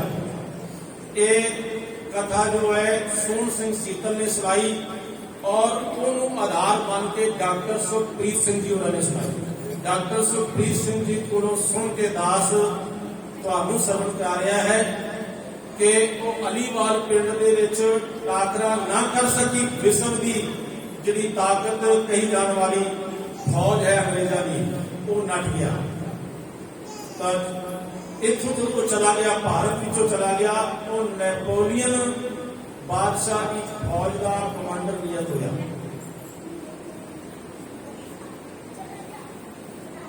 नहीं वाहिगुरू जी इथों थोड़ी भूल हुई है। वो चला गया, इसका टाकरा अगा नेपोलियन की सेना के नाल होया। नेपोलियन की सेना नाल जदों टाकरा होया तो उदों नेपोलियन हार गया। नेपोलियन के हारन नाल इसके दो जिहड़े वड्डे जरनैल सन, वैनतूरा ते एलार्ड, ये दोनों जिहड़े वड्डे कमांडर सन, ये भी फिर आसे पासे हो गए। क्योंकि ਉਹਦੀ ਤਾਬ ਨਾ ਲਿਆ ਸਕੇ, ਉਹਦੇ ਸਾਹਮਣੇ ਉਹਨਾਂ ਦੇ ਵਾਰ ਨਾ ਸਹਿਣ ਕਰ ਸਕੇ। ਤਾਂ ਫਿਰ ਇਹਨਾਂ ਨੇ ਸੋਚਿਆ, ਕਿਉਂਕਿ ਵੈਸੇ ਵੀ ਨੈਪੋਲੀਅਨ ਜਿਹੜਾ ਹੈ 1821 ਵਿੱਚ ਉਹਦੀ ਮੌਤ ਹੋ ਗਈ ਸੀ, ਤੇ ਇਹ ਆਪਣੀ ਨੌਕਰੀ ਦੀ ਭਾਲ ਵਾਸਤੇ ਈਰਾਨ ਆਏ। ਈਰਾਨ ਦੇ ਵਿੱਚ ਇਹਨਾਂ ਨੇ ਆ ਕੇ ਪੁੱਛਿਆ ਕਿ ਉਹਨਾਂ ਨੇ ਨੀਤੀ ਦੇ ਤਹਿਤ ਪੁੱਛਿਆ ਸੀ ਕਿ ਤੁਹਾਡੇ ਮਨ ਵਿੱਚ ਕਦੀ ਵਿਚਾਰ ਨਹੀਂ ਆਇਆ ਇਹ ਸੰਸਾਰ ਨੂੰ ਜਿੱਤਣ ਵਾਸਤੇ? ਕਹਿਣ ਲੱਗਾ ਜੀ ਆਇਆ, ਕਈ ਵਾਰ ਆਇਆ। ਅਸੀਂ ਹਿੰਦੁਸਤਾਨ ਦੇ ਉੱਪਰ ਤੇ ਗਾਹ ਪਾਇਆ ਹੋਇਆ ਹੈ, ਹਿੰਦੁਸਤਾਨ ਦੀ ਪੱਤ ਤੇ ਇੱਜ਼ਤ ਸਭ ਲੁੱਟੀ ਹੋਈ ਹੈ, ਇੱਥੇ ਧਨ ਤੇ ਦੌਲਤ ਲੁੱਟ ਕੇ ਅਸੀਂ ਬਹੁਤ ਲਿਆਏ, ਪਰ ਰੁਕ ਗਿਆ। ਕਹਿਣ ਲੱਗੇ ਫਿਰ ਕੀ ਹੋ ਗਿਆ? ਕਹਿਣ ਲੱਗਾ ਜੀ ਆ ਜਿਹੜੇ ਗੁਰੂ ਗੋਬਿੰਦ ਸਿੰਘ ਦੇ ਸਿੱਖ ਹੈਗੇ ਨਾ, ਇਹ ਸਾਨੂੰ ਹਰ ਵਾਰੀ ਰਾਹ ਵਿੱਚ ਰੋਕਦੇ ਸੀ, ਇਸ ਲਈ ਅਸੀਂ ਹੁਣ ਖਿਆਲ ਛੱਡ ਦਿੱਤਾ। ਆ ਦਰਰਾ ਖੈਬਰ ਦੀਆਂ ਪਹਾੜੀਆਂ ਨੇ, ਇਹ ਸਾਡੇ ਸਾਰੇ ਰਾਹ ਉਹਨਾਂ ਬੰਦ ਕਰ ਦਿੱਤੇ, ਉਹਨਾਂ ਦੇ ਅੱਜ ਕੇਸਰੀ ਨਿਸ਼ਾਨ ਜੁੜਦੇ ਪਏ ਨੇ, ਔਰ ਸਾਡੀ ਹਿੰਮਤ ਨਹੀਂ ਪੈਂਦੀ ਕਿ ਅੱਜ ਅਸੀਂ ਉੱਧਰ ਵੇਖ ਵੀ ਲਈਏ। ਉੱਥੇ ਸੋਹਣ ਸਿੰਘ ਦੀ ਸੀਤਲ ਨੇ ਲਿਖਿਆ ਹੈ, ਅਸੀਂ ਪੰਜਾਂ ਦਰਿਆਵਾਂ ਦੇ ਬਾਦਸ਼ਾਹ ਸਾਂ, ਤਾਜ ਤਖਤ ਵਾਲੇ, ਆਨ ਅਣਖ ਵਾਲੇ, ਸਾਡੇ ਸਿਰਾਂ ਤੇ ਕਲਗੀਆਂ ਸੋਹਣੀਆਂ ਸਨ, ਸਾਨੂੰ ਨਿਉਂਦੇ ਸਨ ਕਈ ਗੁਮਾਨ ਵਾਲੇ, ਸਾਡੇ ਖਾਲਸਾਈ ਕੌਮੀ ਨਿਸ਼ਾਨ ਅੱਗੇ ਪਾਣੀ ਭਰਦੇ ਸਨ ਕਈ ਨਿਸ਼ਾਨ ਵਾਲੇ, ਸਾਡੀ ਚਮਕਦੀ ਤੇਗ ਦੀ ਧਾਰ ਅੱਗੇ ਭੇਟਾ ਧਰਦੇ ਸਨ ਕਾਬਲ ਈਰਾਨ ਵਾਲੇ। ਬਿਨਾਂ ਪੁੱਛਿਆ ਇੱਧਰ ਨਹੀਂ ਸਨ ਝਾਕਦੇ, ਸਾਡੇ ਸਿਰਾਂ ਤੇ ਰਾਜ ਕਮਾਉਣ ਵਾਲੇ। ਕੌਣ ਜਾਣਦਾ ਸੀ, ਕੌਣ ਜਾਣਦਾ ਸੀ ਕਿ ਇਹ ਭੁੱਲੇ ਫਿਰਨਗੇ ਆਪਣੇ ਤਾਜ ਵਿੱਚ ਹੀਰੇ ਹੰਡਾਉਣ ਵਾਲੇ। ਸੀਤਲ ਹਾਲ ਫਕੀਰਾਂ ਦੇ ਨਜ਼ਰ ਆਉਂਦੇ, ਅੱਜ ਤਾਜ ਨਿਸ਼ਾਨ ਤੇ ਕਿਰਪਾਨ ਵਾਲੇ। ਉਹ ਕਹਿੰਦਾ ਹੈ, ਸੋਹਣ ਸਿੰਘ ਸੀਤਲ ਨੇ ਦੋਵੇਂ ਗੱਲਾਂ ਲਿਖੀਆਂ ਨੇ, ਇੱਕ ਚੜ੍ਹਦੀ ਕਲਾ ਵਾਲੀ ਦੀ ਤੇ ਇੱਕ ਜੋ ਸਾਡੀ ਕੌਮ ਦੇ ਵਿੱਚ ਕਮੀਆਂ ਆ ਗਈਆਂ ਨਾ, ਉਹਨਾਂ ਬਾਰੇ ਵੀ ਉਹਨੇ ਇੱਕੋ ਨਜ਼ਰ ਦੇ ਵਿੱਚ ਜ਼ਿਕਰ ਕਰ ਦਿੱਤਾ। ਕਦੀ ਸਾਡੇ ਅੱਗੇ ਲੋਕ ਨਮਸਕਾਰ ਕਰਦੇ ਸਨ, ਇਹ ਜਿਹੜੇ ਈਰਾਨ ਹੈਗੇ ਨਾ, ਈਰਾਨ ਜੈਸੇ ਦੇਸ਼, ਇਹ ਸਾਡੀ ਤੇਗ ਦੇ ਸਾਹਮਣੇ ਸਾਡੇ ਅੱਗੇ ਭੇਟਾ ਰੱਖਦੇ ਸਨ, ਸਾਡੇ ਕਦਮਾਂ ਦੇ ਵਿੱਚ ਝੁਕ ਜਾਂਦੇ ਸਨ, ਸਲਾਮਾਂ ਕਰਦੇ ਸਨ। ਸਾਡੀ ਇਤਨੀ ਤਾਕਤ ਸੀ, ਸਾਡੀ ਇਤਨੀ ਪਹੁੰਚ ਸੀ। ਤੇ ਕੌਣ ਜਾਣਦਾ ਹੈ ਇੱਕ ਦਿਨ ਰੁਲਦੇ ਫਿਰਨਗੇ ਤਾਜ ਤਖਤ ਨਿਸ਼ਾਨ ਕਿਰਪਾਨ ਵਾਲੇ। ਅੱਜ ਜੋ ਹੈ ਇੱਕ MLA ਦੀ ਸੀਟ ਵਾਸਤੇ ਜਾਂ ਕੌਂਸਲਰ ਦੀ MP ਦੀ ਸੀਟ ਵਾਸਤੇ ਅਸੀਂ ਦਰ ਦੇ ਉੱਪਰ 100 ਝੂਠ ਜਾ ਕੇ ਬੋਲਦੇ ਹਾਂ, ਉਹਨਾਂ ਅੱਗੇ ਸਿਜਦੇ ਕਰਦੇ ਹਾਂ, ਉਹਨਾਂ ਅੱਗੇ ਮਿੰਨਤਾਂ ਕਰਦੇ ਹਾਂ। ਕਹਿੰਦੇ ਜੀ ਇਹਦਾ ਫਿਰ ਦੋਸ਼ੀ ਕੌਣ ਹੈ? ਜੇ ਇੱਕ ਪੱਖ ਤੋਂ ਵੇਖਿਆ ਜਾਵੇ ਤਾਂ ਭਾਈ ਇਹਦਾ ਦੋਸ਼ੀ ਜੋ ਹੈ ਇਹ ਡੋਗਰੇ ਵੀ ਨੇ ਤੇ ਬਾਕੀ ਆਪਾਂ ਵੀ ਹੈਗੇ। ਇਹ ਨਾ ਹੋਵੇ ਕਿ ਆਪਾਂ ਦੋਸਤ ਤੋਂ ਬਾਹਰ ਹੋ ਜਾਈਏ। ਉਹਨਾਂ ਨੇ ਮਹਾਰਾਜਾ ਰਣਜੀਤ ਸਿੰਘ ਦੇ ਬਣਾਏ ਹੋਏ ਰਾਜ ਨੂੰ, ਜਾਂ ਇਹ ਕਹੋ ਖਾਲਸਾਈ ਰਾਜ ਨੂੰ, ਕਿਤਨੀ ਬੇਦਰਦੀ ਦੇ ਨਾਲ ਟੁਕੜੇ ਟੁਕੜੇ ਕਰ ਦਿੱਤਾ। ਇਸ ਵਾਸਤੇ ਕਰਤਾਰ ਸਿੰਘ ਜੀ ਨੇ ਲਿਖਿਆ ਹੈ, ਬੜੇ ਬੜੇ ਹੋਏ ਨਮਕ ਹਰਾਮ ਪਾਏ।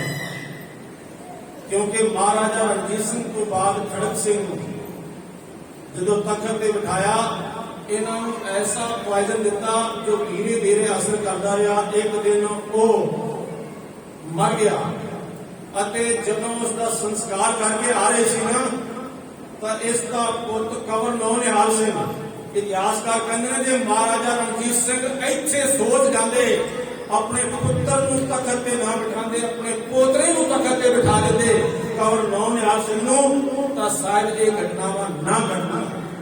ਤੇ ਜਦੋਂ ਮਹਾਰਾਜਾ ਖੜਕ ਸਿੰਘ ਦਾ ਸੰਸਕਾਰ ਹੋਇਆ ਸੀ, ਉਦੋਂ ਇਹ ਧਿਆਨ ਸਿੰਘ ਡੋਗਰੇ ਦਾ ਪੁੱਤਰ ਜੋ ਹੈ ਨਾ, ਗਲਵਕੜੀ ਪਾ ਕੇ ਕੰਵਰ ਨਿਹਾਲ ਸਿੰਘ ਦੇ ਨਾਲ ਚੱਲ ਰਿਹਾ ਸੀ। ਤੇ ਜਿਹੜੀ ਦਹਿਲੀਜ਼ ਸੀ ਜਿੱਥੋਂ ਲੰਘ ਕੇ ਉਹਨਾਂ ਅੰਦਰ ਆਉਣਾ ਸੀ, ਉਸ ਦਹਿਲੀਜ਼ ਦੇ ਉੱਪਰ ਵੱਡਾ ਪੱਥਰ ਰੱਖਿਆ ਹੋਇਆ ਸੀ ਕਿ ਜਦੋਂ ਇੱਥੋਂ ਨਿਕਲਣਗੇ ਨਾ, ਉਦੋਂ ਤੁਸੀਂ ਇਹ ਪੱਥਰ ਉੱਪਰ ਸੁੱਟ ਦੇਣਾ, ਇਹ ਮਰ ਜਾਊਗਾ। ਉਹ ਕਹਿਣ ਲੱਗਾ ਵੀ ਤੁਹਾਡਾ ਪੁੱਤਰ ਵੀ ਤਾਂ ਨਾਲ ਹੈ। ਕਹਿੰਦਾ ਕੋਈ ਗੱਲ ਨਹੀਂ, ਉਹਨੂੰ ਮਰਨ ਦੇ, ਲੇਕਿਨ ਰਾਜ ਰਹਿਣਾ ਹੈ, ਇਸ ਤਖਤ ਤੇ ਬਣਾ ਹੈ, ਇਸ ਸਿੰਘਾਸਨ ਤੇ ਮੈਂ। ਜਦੋਂ ਉਹ ਆਇਆ ਤਾਂ ਉਹ ਕੁਦਰਤੀ ਜਦੋਂ ਉਹਨਾਂ ਨੇ ਪੱਥਰ ਸੁੱਟਿਆ, ਉਹਦਾ ਪੁੱਤਰ ਦੇ ਉੱਚੀ ਮਰ ਗਿਆ, ਪਰ ਇਹਨੂੰ ਥੋੜੀ ਬਹੁਤ ਚੋਟ ਲੱਗੀ ਕੰਵਰ ਨਿਹਾਲ ਸਿੰਘ ਨੂੰ। ਤਾਂ ਇਸ ਨੂੰ ਜਬਰ ਖਿੱਚ ਕੇ ਧੂ ਕੇ ਇੱਕ ਕਮਰੇ ਦੇ ਵਿੱਚ ਲੈ ਗਏ। ਕਮਰੇ ਦੇ ਵਿੱਚ ਲਿਜਾਣ ਤੋਂ ਬਾਅਦ ਉੱਥੇ ਇਹਨਾਂ ਨੇ ਪੱਥਰ ਮਾਰ ਕੇ ਉਸ ਨੂੰ ਮਾਰ ਦਿੱਤਾ। ਜਿਹੜੀ ਨਾਨਕੀ ਇਸ ਦੇ ਘਰ ਵਾਲੀ ਸੀ ਉਹ ਬਾਹਰ ਦਰਵਾਜ਼ੇ ਨੂੰ ਹੱਥ ਮਾਰ ਕੇ ਇਹਦੇ ਹੱਥ ਜ਼ਖਮੀ ਹੋ ਗਏ। ਪਰ ਇਹਨਾਂ ਉਦੋਂ ਦਰਵਾਜ਼ਾ ਖੋਲਿਆ ਜਦੋਂ ਮੌਤ ਹੋਈ। ਤਾਂ ਉਸ ਕਮੀਨੀ ਨੇ ਕਿਹਾ, ਬੜੇ ਹੋਏ ਨਮਕ ਹਰਾਮ ਪਾਰੇ, ਇਹਨਾਂ ਜਈ ਨਾ ਮੇਰੇ ਮਿਸਾਲ ਕਿਧਰੇ, ਇਹਨਾਂ ਕੀਤੀਆਂ ਨਮਕ ਹਰਾਮੀਆਂ ਜੋ ਨਹੀਂ ਕਰਦੇ ਵੱਡੇ ਚੰਡਾਲ ਕਿਧਰੇ। ਜਿਸ ਨੂੰ ਰਾਜ ਤੇ ਭਾਗ ਬਖਸ਼ੇ ਕਾਲ ਸੁਪਿਆ ਉਸ ਦਾ ਗਾਲ ਕਿਧਰੇ, ਲੱਗੇ ਇਹ ਦਾਗ ਰਹਿਣ ਕਰਤਾਰ ਸਿੰਘਾ ਨਹੀਂ ਸਕਦੇ ਡੋਗਰੇ ਡਾਲ।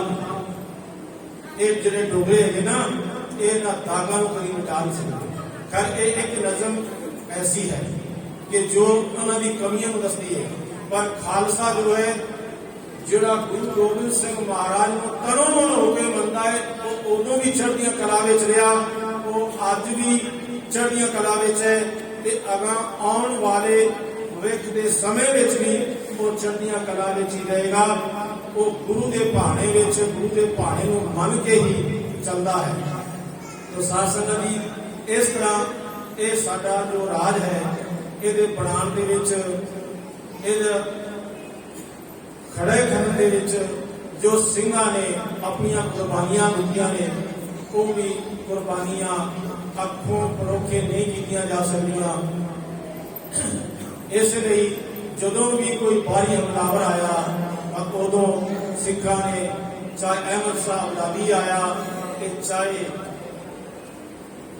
ਨਾਦਰ ਸ਼ਾਹ ਆਇਆ, ਉੱਥੇ ਕਵੀ ਮੋਹਨ ਸਿੰਘ ਜੀ ਨੇ ਇਹ ਕਿਹਾ ਹੈ ਉਹ ਕਿਹੜਾ ਬੂਟਾ ਹੈ ਹਰ ਥਾਂ ਤੋਂ ਪੜਦਾ ਹੈ, ਆਰੇ ਦੇ ਦੰਦਿਆਂ ਤੇ ਰੰਬੀ ਦੀਆਂ ਧਾਰਾਂ ਤੇ ਤਤੀਆਂ ਤਵੀਆਂ ਤੇ ਅੱਗ ਦੀਆਂ ਅੰਗਿਆਰਾਂ ਤੇ ਖੈਬਰ ਦੇ ਦਰਿਆ ਵਿੱਚ ਸਰਸਾ ਦੀਆਂ ਲਹਿਰਾਂ ਤੇ ਸਤਲੁਜ ਦੇ ਕੰਢਿਆਂ ਤੇ ਲੱਖੀ ਦੇ ਜੰਗਲ ਵਿੱਚ ਰੋੜਾਂ ਵਿੱਚ ਰਗੜਾਂ ਵਿੱਚ ਬੰਜਰਾਂ ਵਿੱਚ ਝਖੜਾਂ ਵਿੱਚ ਰੜਿਆਂ ਵਿੱਚ ਮੀਂਹਾਂ ਵਿੱਚ ਸਰਹੰਦ ਦੀਆਂ ਲੀਹਾਂ ਵਿੱਚ ਜਿੱਥੇ ਵੀ ਲਾ ਲਈਏ ਉੱਥੇ ਹੀ ਪਲਦਾ ਹੈ।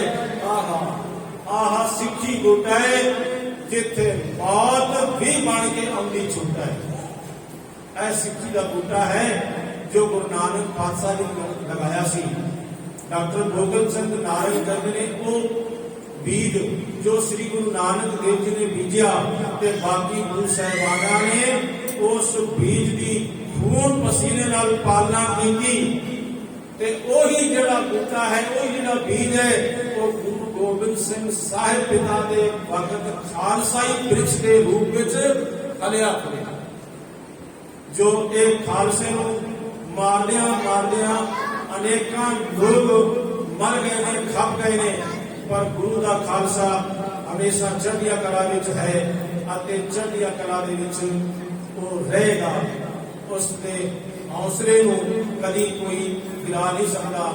ਗੁਰੂ ਗੋਬਿੰਦ ਸਿੰਘ ਮਹਾਰਾਜ ਜੀ ਦੇ ਸਾਹਮਣੇ ਤਾਈਂ ਤਾਂ ਖਾਲਸੇ ਨੇ ਇਹ ਪ੍ਰਣ ਕੀਤਾ ਸੀ ਕਿ ਪਾਤਸ਼ਾਹ ਜੀ ਮੈਂ ਇਹਨਾਂ ਹਿੰਦੁਸਤਾਨ ਦੇ ਧਾਰਮਿਕ ਲੋਕਾਂ ਦੀ ਤਰ੍ਹਾਂ ਛੁਪਾਂਗਾ ਨਹੀਂ, मैं अपने मथे के ऊपर हाथ धर के बैठांगा नहीं, मैं अफसोस करांगा नहीं, मैं आलसी बनांगा नहीं, मैं जिथे नितनेम करांगा उथे तेरे शस्त्रां दा अभ्यास भी करांगा और जो लोड़ पई तो धर दूंगा एक एक को इस शमशीर के आगे, रख दूंगा सीना और जिगर दिल चीर के आगे।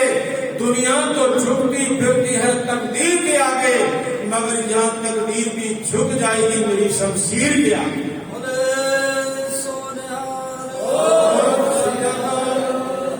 दुनिया के सिर थां ते झुकते ने, कोई बाबर के सामने झुक जाता है, हाथ जोड़ के खड़ा हो जाता है ते उत्थे गड़गड़ाउंदा है, उत्थे रोंदा है, हाड़े तरले ते मिन्नतां करदा है।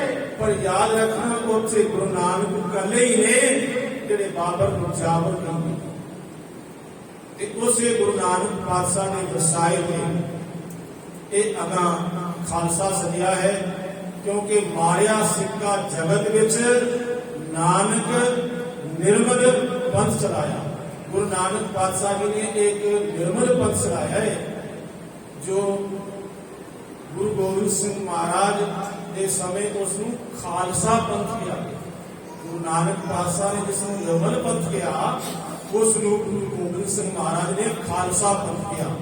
तो इस तरह करके ਜਿਹੜੇ ਗੁਰੂ ਗੋਬਿੰਦ ਸਿੰਘ ਮਹਾਰਾਜ ਜੀ ਦੇ ਇਹ ਯੋਧੇ ਸੂਰਬੀਰ ਖਾਲਸਾ ਸਨ, ਉਹਨਾਂ ਨੂੰ ਮੇਰੇ ਪਾਤਸ਼ਾਹ ਜੀ ਨੇ ਕਿਹਾ, ਖਾਲਸਾ ਹਮਾਰੀ ਸੌਜ, ਖਾਲਸਾ हमारी मौज, खालसा हमारी फौज जीत की निशानी है। फौज नाम ते समग्री, मेरी सारी समग्री खालसा है ते मेरी मौज जिवें सागर की मौज हुंदी है, इवें मेरी मौज है खालसा है ते मेरी फौज भी खालसा है।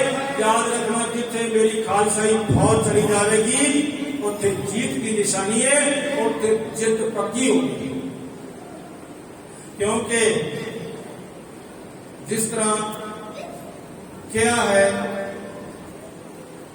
कि चलते हुए ऊंचाई से निशान बनते हैं, उनको कोई मिटा तो दे पर उठा ना सके। जिवें कोई बंदा चले ना, रेत के ऊपर पैरों के निशान बन जाते हैं। हुण उन कहे कि मैं ये रेत के विच बने हुए पैरों के निशानों को चुक लवां, तो वो चुके नहीं जा सकते, उन्होंने कोई मिटा ना सकता है। ये गुरु कलगीधर पातशाह का खालसा भी ऐसा है कि इन्हां नूं कोई चरखड़ियां ते चढ़ा सकता है और इन्हां नूं देगां दे विच ते उबाल सकता है, इन्हां दा बंद ते कट्टिया जा सकता है, इहदे खोपर ते उतारे जा सकते हैं, पर इहनूं चुकिया नहीं जा सकता। भाव ये है, ये शहीद तो हो जाएंगे पर ये अपना ईमान कभी बदलन नहीं। ये गुरु गोबिंद सिंह महाराज ने इतने सच्चे सुचे सिख है ने, ये कदे भी किसी के सामने इस तरह अपनी हार स्वीकार नहीं करते। ये जड़ा जीवन है उन्होंने अपने गुरु के कोलों मिलिया है, निम्रता दे विचों, नितनेम दे विचों, प्यार दे विचों। इसलिए सानू जिथे नितनेम करना चाहिए है, उत्थे नाल नाल ये शस्त्र विद्या का भी अभ्यास करना बहुत जरूरी है। सासंग जी जदों 1857 ਦੇ ਵਿੱਚ ਸਾਡੇ ਦੇਸ਼ ਵਿੱਚ ਦੰਗੇ ਹੋਏ, ਉਹ ਦੰਗੇ ਤਾਂ ਹਾਲਾਂਕਿ ਇੱਥੇ ਸ਼ੁਰੂ ਹੋਏ ਸਨ ਕਿ ਮੁਸਲਮਾਨ ਵੀਰਾਂ ਨੂੰ ਕਿਸੇ ਨੇ ਕਹਿ ਦਿੱਤਾ ਬਈ ਜਿਹੜੇ ਆ ਰੌਂਦ ਹੈਗੇ ਨੇ ਇਹਨਾਂ ਦੇ ਉੱਪਰ ਚਰਬੀ ਲਗਾਈ ਗਈ ਹੈ ਸੂਰ ਦੀ, और हिंदुओं को कह दिता कि ये ऊपर गऊं की चर्बी लगाई गई है। लड़ाई का कारण दरअसल ये सी कि जिहड़े अंग्रेजों ने नीति के तहत ये कह दिता कि भाई 24 घंटे वास्ते तुसीं जितना भी कुछ लुट सकते हो लुट लो। ये सरकारां दी नीति होती है, सरकारां गिरनियां नहीं चाहिए, वो भावें जितने मर्जी मनुखों का खून जिहड़ा है वो कर देना करा देने किसी नीति के तहत, पर वो कहते हैं साडी बड़ी हुई सरकार जी गिरनी नहीं चाहिए। एक पहला भी जिहड़े रब तो टुटे हुए सन उन्होंने विचार सन, हुण भी हैगे ने ते अगां भी ऐसे राजे होंदे रहणगे जिन्हां दे ये विचार बन रहे हैं कि उन्हां दी गद्दी जिहड़ी है वो सलामत रहनी चाहिए, पर जितना मर्जी पब्लिक का प्रजा का नुकसान हो जाए उसकी परवाह नहीं। ऐसे लोग हैगे। तो अंग्रेजों ने कहा भी तुहानूं 24 घंटे वास्ते छूट है, जितना मर्जी लुट लो। उन्होंने किस तरह किया, जो उन्होंने सिपा सलार सन, जो उन्होंने पुलिस थी, उन्होंने पुलिस ने बुलवा दिता। उन्होंने हौली हौली जो उन्होंने पता सी जिहड़े इस क्षेत्र में बदमाश रहंदे ने उन्होंने कह दिता कि जाओ जितना मर्जी लुट लो, आज तक जो मर्जी कर लो, खून भी कर दो, तो करवा लो। तो दिल्ली के विचों करम सिंह जी एक कथा ज्ञानी इंद्रपाल सिंह जी ने सुनाई सी। भाई करम सिंह जी धोती मैदान वाले वो फौज सन अते उदों छुट्टी ते आए हुए सन और उन्होंने को लाइसेंसी बंदूक भी सी ते वो दिल्ली के विचों लंघ रहे सन तां एक बीबी मुस्लिम बीबी जिसने पर्दा किया हुआ सी अपने मुखड़े के ऊपर, उसने ਜਦੋਂ ਬਾਹਰ ਨਿਕਲੀ ਤੇ ਬਚਾਓ ਬਚਾਓ ਦੀ ਆਵਾਜ਼ਾਂ ਆ ਰਹੀਆਂ ਸਨ, ਪਰ ਜਿਵੇਂ ਉਸਨੇ ਦੇਖਿਆ ਕਿ ਕੋਈ ਗੁਰੂ ਦਾ ਸਿੱਖ ਲੱਗ ਰਿਹਾ ਕਿ ਉਸਨੇ ਆਪਣਾ ਪਰਦਾ ਚੁੱਕ ਦਿੱਤਾ ਤੇ ਆਖਿਆ ਬਈ ਗੁਰੂ ਦਾ ਵਾਸਤਾ ਹੀ ਉਹ ਗੁਰੂ ਦੇ ਸਿੰਘਾ ਅੱਜ ਸਾਨੂੰ ਬਚਾ ਲੈ, ਸਾਡੀਆਂ ਇੱਜ਼ਤਾਂ ਵੀ ਬਚਾ ਲੈ ਤੇ ਸਾਡੇ ਘਰ ਦਾ ਧਨ ਦੌਲਤ ਵੀ ਬਚਾ ਲੈ, ਨਹੀਂ ਤਾਂ ਅੱਜ ਅਸੀਂ ਮਾਰੇ ਜਾਵਾਂਗੇ। ਇਹ ਗੱਲ ਸੁਣ ਕੇ ਉਹ ਹੱਪੜ ਬਾਈ ਦੌੜਿਆ ਤੇ ਬੀਬੀ ਨੇ ਦੱਸਿਆ ਸਾਡੇ ਬੰਗਲੇ ਦੇ ਵਿੱਚ ਸਾਡੇ ਘਰ ਦੇ ਵਿੱਚ ਲੁਟੇਰੇ ਵੜ ਗਏ ਨੇ। ਤਾਂ ਉਸ ਵੇਲੇ ਉਹਨਾਂ ਨੇ ਇੱਕ ਹਵਾਈ ਫਾਇਰ ਕੀਤਾ ਅਤੇ ਉਹ ਜਿਹੜੇ ਲੁਟੇਰੇ ਸਨ ਉਹ ਕੱਟ ਗਏ। ਪਰ ਉਹਨਾਂ ਨੂੰ ਪਤਾ ਸੀ ਕਿ ਇਹਨਾਂ ਦੇ ਜਿਹੜੇ ਮਰਦ ਨੇ ਉਹ ਕਿਧਰੇ ਗਏ ਹੋਏ ਨੇ ਤੇ ਉਹ ਇਸੇ ਤਾੜ ਦੇ ਵਿੱਚ ਰਹੇ ਕਿ ਭਈ ਅਸੀਂ ਇਸ ਨੂੰ ਫਿਰ ਦੁਬਾਰਾ ਲੁਟਾਈਏ। ਤਾਂ ਉਹ ਬੀਬੀਆਂ ਜਿਹੜੀਆਂ ਸਨ ਉਹਨਾਂ ਨੇ ਆਪਣੇ ਅੰਦਰ ਮਹਿਲਾਂ ਵਿੱਚ ਲੈ ਲਈਆਂ, ਆਖਿਆ ਵੀਰੇ ਅਸੀਂ ਤੁਹਾਡਾ ਇਤਿਹਾਸ ਪੜ੍ਹਿਆ ਹੈ, ਤੁਹਾਡੇ ਇਤਿਹਾਸ ਤੋਂ ਜਾਣੂ ਹਾਂ, ਤੁਸੀਂ ਕਦੀ ਕਿਸੇ ਨਾਲ ਵਿਤਕਰਾ ਨਹੀਂ ਕਰਦੇ, ਕਦੇ ਭੇਦਭਾਵ ਨਹੀਂ ਕਰਦੇ ਔਰ ਅੱਜ ਤੁਸੀਂ ਸਾਡੇ ਘਰ ਵਿੱਚ ਆਏ ਹੋ। ਉਹਨਾਂ ਨੇ ਜਲ ਪਾਣੀ ਉਹਨਾਂ ਨੂੰ ਛਕਾਇਆ ਤੇ ਕਹਿਣ ਲੱਗੇ ਵੀ ਤੁਸੀਂ ਆਰਾਮ ਕਰ ਲਓ। ਕਹਿਣ ਲੱਗੇ ਨਹੀਂ, ਮੇਰੇ ਸਾਹਿਬ ਦਾ ਹੁਕਮ ਹੈ ਕਿ ਮੈਂ ਬਾਹਰ ਦਰਵਾਜ਼ੇ ਵਿੱਚ ਜਾ ਕੇ ਖੜਦਾ ਹਾਂ। ਉਹ ਕਹਿਣ ਲੱਗੇ ਤੁਹਾਡਾ ਸਾਹਿਬ ਕੌਣ ਹੈ? ਕਹਿਣ ਲੱਗੇ ਕਿ ਮੇਰਾ ਸਾਹਿਬ ਗੁਰੂ ਗੋਬਿੰਦ ਸਿੰਘ ਹੈ, ਉਸ ਵੱਲੋਂ ਮੈਨੂੰ ਹੁਕਮ ਹੋਇਆ ਹੈ ਮੈਂ ਇੱਥੇ ਖੜੋਵਾਂਗਾ ਦਰਵਾਜ਼ੇ ਦੇ ਵਿੱਚ। ਤਾਂ ਉਹ ਸਾਰੀ ਰਾਤ ਉੱਥੇ ਖੜੇ ਰਹੇ, ਪਰ ਉਹ ਜਿਹੜੇ ਚੋਰ ਸਨ ਉਹ ਵੀ ਇਸੇ ਤਾੜ ਦੇ ਵਿੱਚ ਸਨ, ਇਹ ਕਦੋਂ ਹਟੇਗਾ ਤੇ ਕਦੋਂ ਅਸੀਂ ਦੁਬਾਰਾ ਇਹਦੇ ਉੱਪਰ ਹਮਲਾ ਕਰਾਂਗੇ ਤੇ ਇਹਨਾਂ ਦਾ ਸਭ ਕੁਝ ਲੁੱਟ ਕੇ ਲੈ ਜਾਵਾਂਗੇ। ਇਸ ਤਰ੍ਹਾਂ ਕਰਦੇ ਹੋਇਆ ਉਹ ਨਾਲ ਪਾਣੀ ਪੜਦਾ ਰਿਹਾ, ਨਾਲ ਪਹਿਰਾ ਦਿੰਦੇ ਰਹੇ ਤੇ ਨਾਲ ਉਹ ਬਚਾਓ ਕਰਦੇ ਰਹੇ। ਉਹਨਾਂ ਲੁਟੇਰਿਆਂ ਦੇ ਉੱਪਰ ਵੀ ਉਹਨਾਂ ਨੇ ਨਜ਼ਰ ਰੱਖੀ। ਸਾਰੀ ਰਾਤ ਇਸ ਤਰ੍ਹਾਂ ਨਿਕਲੀ। ਜਦੋਂ ਸਵੇਰ ਹੋਈ ਤਾਂ ਉਹਨਾਂ ਦੇ ਮਰਦ ਘਰ ਦੇ ਵਿੱਚ ਆਏ ਅਤੇ ਉਹਨਾਂ ਨੂੰ ਫਿਰ ਅੰਦਰ ਲੈ ਗਏ, ਜਦ ਪਾਣੀ ਛਕਾਇਆ ਤੇ ਨਾਲ ਵਿਦਾਇਗੀ ਦੇ ਸਮੇਂ ਇੱਕ ਕਰੰਸੀ ਦਾ ਇੱਕ ਥਾਲ ਭਰ ਕੇ ਲਿਆਏ ਤੇ ਬਾਬਾ ਕਰਮ ਸਿੰਘ ਲੋਕੀ ਮਰਦਾਨ ਵਾਲਿਆਂ ਦੇ ਅੱਗੇ ਪੇਸ਼ ਕੀਤਾ। ਤਾਂ ਉਦੋਂ ਉਹਨਾਂ ਨੇ ਕਿਹਾ ਮੈਂ ਗੁਰੂ ਦਾ ਵਾਸਤਾ ਵੇਚਣ ਵਾਸਤੇ ਨਹੀਂ ਆਇਆ, ਇਹ ਤਾਂ ਮੈਨੂੰ ਗੁਰੂ ਗੋਬਿੰਦ ਸਿੰਘ ਮਹਾਰਾਜ ਨੇ ਭੇਜਿਆ, ਮੈਂ ਆ ਗਿਆ। ਪਰ ਯਾਦ ਰੱਖਣਾ ਮੈਂ ਗੁਰੂ ਦਾ ਵਾਸਤਾ ਵੇਚਣ ਲਈ ਨਹੀਂ ਆਇਆ, ਮੈਂ ਗੁਰੂ ਦੇ ਪਿਆਰ ਦੀ ਖਿੱਚ ਦਾ ਖਿੱਚਿਆ ਹੋਇਆ ਆਇਆ ਤੇ ਸਾਰੀ ਰਾਤ ਤੁਹਾਡੇ ਬਾਹਰ ਖੜਾ ਰਿਹਾ। ਇਹ ਮੇਰੇ ਸਾਹਿਬ ਦਾ ਹੁਕਮ ਸੀ, ਮਾਲਿਕ ਦਾ ਹੁਕਮ ਸੀ, ਇਸ ਵਾਸਤੇ ਆਇਆ। ਉਹ ਬੜੇ ਹੱਕੇ ਬੱਕੇ ਸਨ। ਉਹਨਾਂ ਮਰਦਾਂ ਦਾ ਫਿਰ ਸਵਾਲ ਸੀ ਉਹ ਸਾਹਿਬ ਕੌਣ ਹੈ? ਉਹ ਕਹਿੰਦੇ ਕਿ ਸਾਹਿਬ ਮੇਰਾ ਗੁਰੂ ਗੋਬਿੰਦ ਸਿੰਘ। ਉਸ ਮੇਰੇ ਸਾਹਿਬ ਦਾ ਹੁਕਮ ਸੀ, ਇਸ ਲਈ ਮੈਂ ਇਸ ਜਗ੍ਹਾ ਦੇ ਬਚਾਓ ਵਾਸਤੇ ਆਇਆ। तो खैर ਜਦੋਂ ਉਹ ਘਰ ਗਏ, ਜੋ ਉਹਨਾਂ ਕੋਲ ਮਾਇਆ ਸੀ ਨਾ ਉਹ ਵੀ ਉਹਨਾਂ ਨੇ ਰਸਤੇ ਵਿੱਚ ਲੋੜਵੰਦਾਂ ਨੂੰ ਵੰਡ ਦਿੱਤੀ। ਘਰ ਗਏ ਤੇ ਮਾਤਾ ਨੇ ਪੁੱਛਿਆ ਭਈ ਪੈਸਾ ਕਿੱਥੇ? ਤਾਂ ਉਹ ਕਹਿਣ ਲੱਗੇ ਮੈਂ ਗੁਰੂ ਦਾ ਵਾਸਤਾ ਲੈ ਕੇ ਆਇਆ, ਮੈਂ ਗੁਰੂ ਦਾ ਜਾਓ ਜਲਾਲ ਲੈ ਕੇ ਆਇਆ, ਮੈਂ ਖਾਲਸੇ ਦੇ ਗੁਣ ਲੈ ਕੇ ਆਇਆ, ਮੇਰੇ ਕੋਲ ਪੈਸਾ ਨਹੀਂ। ਤਾਂ ਉਸ ਵੇਲੇ ਮਾਤਾ ਨੇ ਕਿਹਾ ਜੇ ਤੇਰੇ ਕੋਲ ਪੈਸਾ ਨਹੀਂ ਹੈ ਨਾ ਫਿਰ ਤੇਰੇ ਇਸ ਘਰ ਦੇ ਵਿੱਚ ਤੇਰੇ ਰਹਿਣ ਵਾਸਤੇ ਕੋਈ ਜਗ੍ਹਾ ਨਹੀਂ। ਤਾਂ ਉਸ ਦਿਨ ਤੋਂ ਬਾਅਦ ਪਰਤ ਕੇ ਉਹ ਘਰ ਨਹੀਂ ਗਏ ਤੇ ਉਹ ਸਾਰੀ ਜ਼ਿੰਦਗੀ ਸੇਵਾ ਕਰਦੇ। ਸਾਧ ਸੰਗਤ ਜੀ, ਇਸ ਤਰੀਕੇ ਦੇ ਨਾਲ ਇਹ ਖਾਲਸੇ ਦੇ ਜਾਓ ਜਲਾਲ ਨੇ ਇਸ ਦਿਨ ਲੋਕ ਜਿਹੜੇ ਨੇ ਉਹ ਤੁਸੀਂ ਦੇਖਿਆ ਹੋਣਾ ਹੈ ਹੋਲੀ ਖੇਡਦੇ ਨੇ ਤੇ ਹੋਲੀ ਕਈ ਥਾਂ ਤੇ ਤਾਂ ਕੇਵਲ ਰੰਗ ਸੁੱਟਦੇ ਨੇ ਔਰ ਕਈ ਥਾਂ ਤੇ ਚਿੱਕੜ ਤੇ ਗੋਇਆ ਵੀ ਸੁੱਟਦੇ ਨੇ। ਇਤਿਹਾਸ ਦੇ ਏਰੀਏ ਵਿੱਚ ਚਲੇ ਜਾਓ ਉੱਥੇ ਚਿੱਕੜ ਵੀ ਸੁੱਟਦੇ ਨੇ, ਗੋਇਆ ਵੀ ਸੁੱਟਦੇ ਨੇ ਤੇ ਬੇਪਤ ਵੀ ਕਰਦੇ ਨੇ। ਕੋਈ ਬੰਦਾ ਕਿਸੇ ਨੂੰ ਮਿਲਣ ਜਾ ਰਿਹਾ ਉਹਦੇ ਸਾਰੇ ਕੱਪੜੇ ਖਰਾਬ ਕਰ ਦਿੰਦੇ ਨੇ। ਔਰ ਇਹ ਸਾਰੇ ਨਜ਼ਾਰੇ ਭਾਈ ਸਾਹਿਬ ਭਾਈ ਨੰਦ ਲਾਲ ਜੀ ਨੇ ਗੁਰੂ ਗੋਬਿੰਦ ਸਿੰਘ ਦੇ ਕੋਲ ਬੈਠ ਕੇ ਵੇਖੇ ਤੇ ਗੁਰੂ ਗੋਬਿੰਦ ਸਿੰਘ ਮਹਾਰਾਜ ਜੀ ਹੋਲੀ ਕਿਸ ਤਰ੍ਹਾਂ ਖੇਡਦੇ ਸਨ ਤੇ ਹੋਲਾ ਮਹੱਲਾ ਕਿਸ ਤਰ੍ਹਾਂ ਖੇਡਦੇ ਸਨ। ਜਰਾ ਭਾਈ ਨੰਦ ਲਾਲ ਜੀ ਕੋਲ ਪੁੱਛ ਲਈਏ। ਭਾਈ ਨੰਦ ਲਾਲ ਜੀ ਕਹਿੰਦੇ ਨੇ ਸਹਿਬ ਪਿਚਕਾਰੀਏ ਪੁਰ ਜਾਫਰਾਨੀ ਕਿ ਹਰ ਬੇਰੰਗ ਰਾ ਖੁਸ਼ ਰੰਗੋ ਗੁਰੂ ਕਰ ਕਿ ਮੇਰੇ ਗੁਰੂ ਕਲਗੀਧਰ ਪਾਤਸ਼ਾਹ ਦੇ ਕੋਲ ਐਸੀ ਬਖਸ਼ਿਸ਼ ਦੀ पिचकारी है कि वो पिचकारी मारते ने ते रंग सुटते ने ते जिहड़े सुक्के हिरदे ने ना वो भी अंदरों हरे भरे हो जाते। चाहे पिचकारी है गुलजाफरानी कि हर बेरंग रा खुश रंगो रू कर। फिर अगे कहते हैं गुलाब अफसानी है दस्ते मुबारक जमीनों आसमारा सुखू कर।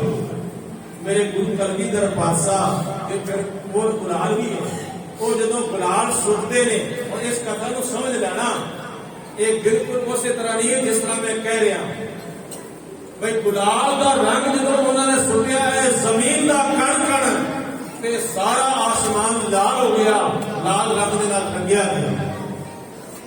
गुरबाणी दे विच लाल रंग किसको क्या है लाल रंग किसको लागा जिसके वड भागा मैला कदे न हो वही न लागे लागे। ये रंग सुटिया मेरे पातशाह जी ने जमीन भी लाल हो गई आसमान भी लाल हो गया ते ए सारे गुरसिख जिहड़े ने इन्हां दा हिरदा रंग दे नाल रंगिया गया। ये रंग जिहड़ा ना कोई चरखड़ियां ते चढ़ा के उतारना चाहे तो ये रंग तां भी नहीं उतर सकता। ये रंग कोई देगा दे विच उबाल के नहीं उतारना चाहे तो ये रंग नहीं उतर सकता। जिसमें गुरु ग्रंथ साहब जी दे विच मेरे पातशाह ने किया है होली कीनी संत सेव रंग लागा अज लाल लाल रंग लग गया। होली की है मेरे पातशाह कहते हैं नाम जप ते आया गया की सेवा कर गुरु नानक पातशाह की संगत की सेवा कर। ये है होली ते इस होली का रंग जो चढ़ जाएगा फिर रंग नहीं उतरने वाला। गुलाबो अंबरो मुस्को अबीरे जो 12 बार से सूख बसू कर।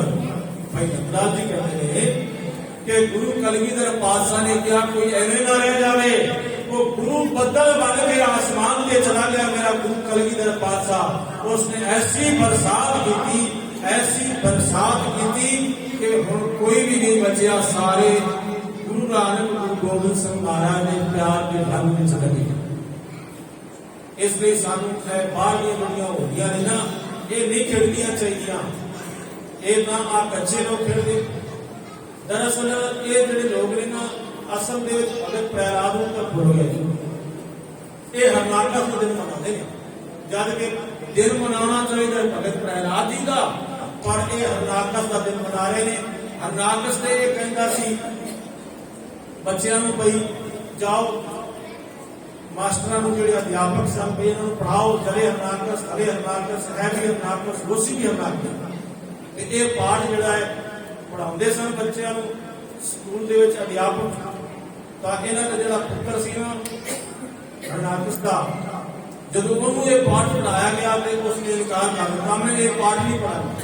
वो कहता जले हरी हरे हरी है भी हरी रोसी भी हरी ते सब हरि है सब राम है सब परमात्मा है। मैं हरनाकस हूं राम नहीं कहूंगा मैं हरनाकस हूं परमात्मा नहीं कहूंगा। ये गल बकरी के वो मेरा बाप है उसने मेरे जन्म दिता है जितना उसका अधिकार बनता है मैं उतना सत्कार करांगा लेकिन आ सत्कार उसका नहीं बनता कि वो परमात्मा की जगह ले लो। फिर संडा मरका गुरबाणी है संडा मरका जाए पुकारे पढ़े नहीं हमी पधारे राम कहकर ताल बजावे चटिया सुरे निकाले। भाई तेरे पुत्र ने सारे विद्यार्थी मिला के तालियां बजाता है राम राम कहता है प्रभु प्रभु कहता है। जितने सारे बच्चे है ना वो ये पिछे आई बोलते ने जो ये बोलता है।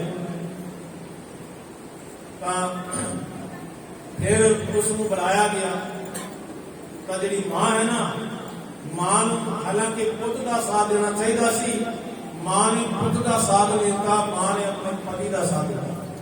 उसने भी किया राम कहन की छोड़ बाण तुझे तुरंत छटाऊं मेरे कहो मान मेरा कहना मन तू राम नाम कहन की बाण आदत छड़ दे तू ओ कहे जो तेन संडा मरका कहते हैं तू ओ कहे जो तेरा बाप तेन हरनाकस कहता है तू राम नाम की छोड़ बाण तुझे तुरंत छड़ाऊं मेरे कहो मान मेरा कहना मान।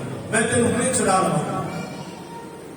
ਤਾਂ ਉਸ ਵੇਲੇ ਉਹਨੇ ਵੀ ਕਹਿ ਦਿੱਤਾ, ਮਾਂ ਬਣਦਾ ਸਰਕਾਰ ਮੈਂ ਤੈਨੂੰ ਜ਼ਰੂਰ ਦੇਵਾਂਗਾ, ਪਰ ਪਰਮਾਤਮਾ ਦੀ ਜਗ੍ਹਾ ਤੈਨੂੰ ਵੀ ਨਹੀਂ। ਚਾਹੇ ਤੂੰ ਮੇਰੀ ਮਾਂ ਹੈ, चाहे तेरे अंदर जितनी मर्जी मेरे प्रति ममता है, हमदर्दी है, पर जो परमात्मा की जगह है वो परमात्मा ही ले सकता है। ना मां ले सकती ते ना बाप ले सकता। भगत नामदेव जी नाल भी इस तरह ही होया सी। जदों नामा सुल्ताने बादला देखो तेरा हर बिठड़ा, तां उसने उसकी जिहड़ी मां नाल सी उसने भी कहा सी कि पुत्र अल्लाह अल्लाह कह ले, तू जरूर राम राम कहना है, अपनी जिद बचा ले, मेरी भी जिद बचा ले। तो उसने कहता सी ना हो तेरा पुंगरा, ना तू मेरी माए, पिंड परे तो हर गुण गाए, मां तू मेरी मां नहीं है। मेरे जिंद जदों तक मेरी जिंद है, मेरे अंदर एक भी श्वास है, एक भी धड़कन है, उदों तक मैं राम राम कहता रहांगा, मैं अल्लाह नहीं कहूंगा। ਹੁਣ ਇੱਥੇ ਥੋੜਾ ਜਿਹਾ ਸਮਝ ਲੈਣਾ ਫਰਕ। ਮਹਾਰਾਜ ਗੁਰੂ ਗ੍ਰੰਥ ਸਾਹਿਬ की बाणी है, कोई बोले राम राम, कोई खुदाए, कोई सेवे गुसैया, कोई अल्लाह अल्लाह कहता है, कोई राम राम कहता है। पर उसे ਉਹਦਾ ਕਹਿਣ ਦਾ ਭਾਵ ਇਹ ਸੀ कि तू मुसलमान बन जा, अल्लाह अल्लाह कहेगी। भगत नामदेव जी ने आख्या नहीं, मैं मुसलमान नहीं बन। ਤਾਂ ਹੀ ਉਹਨੇ ਆਪਣੀ ਮਾਤਾ ਨੂੰ ਵੀ मां मनण तो इनकार कर दिता। इसे तरह और बहुत सारे सिख इतिहास के पन्ने आते हैं। जदों एक नव विहाया एक नौजवान सिंह बाबा बंदा सिंह बहादुर दियां फौजां दे नाल पकड़ लिया, क्योंकि उन्होंने घरां विचों पकड़ लए, राह जांदियां पकड़ लए। तां उसकी जिहड़ी माता सी ना, वो उस वेले एन मौके ते पहुंची जदों उसका सिर उल्टा रखिया सी।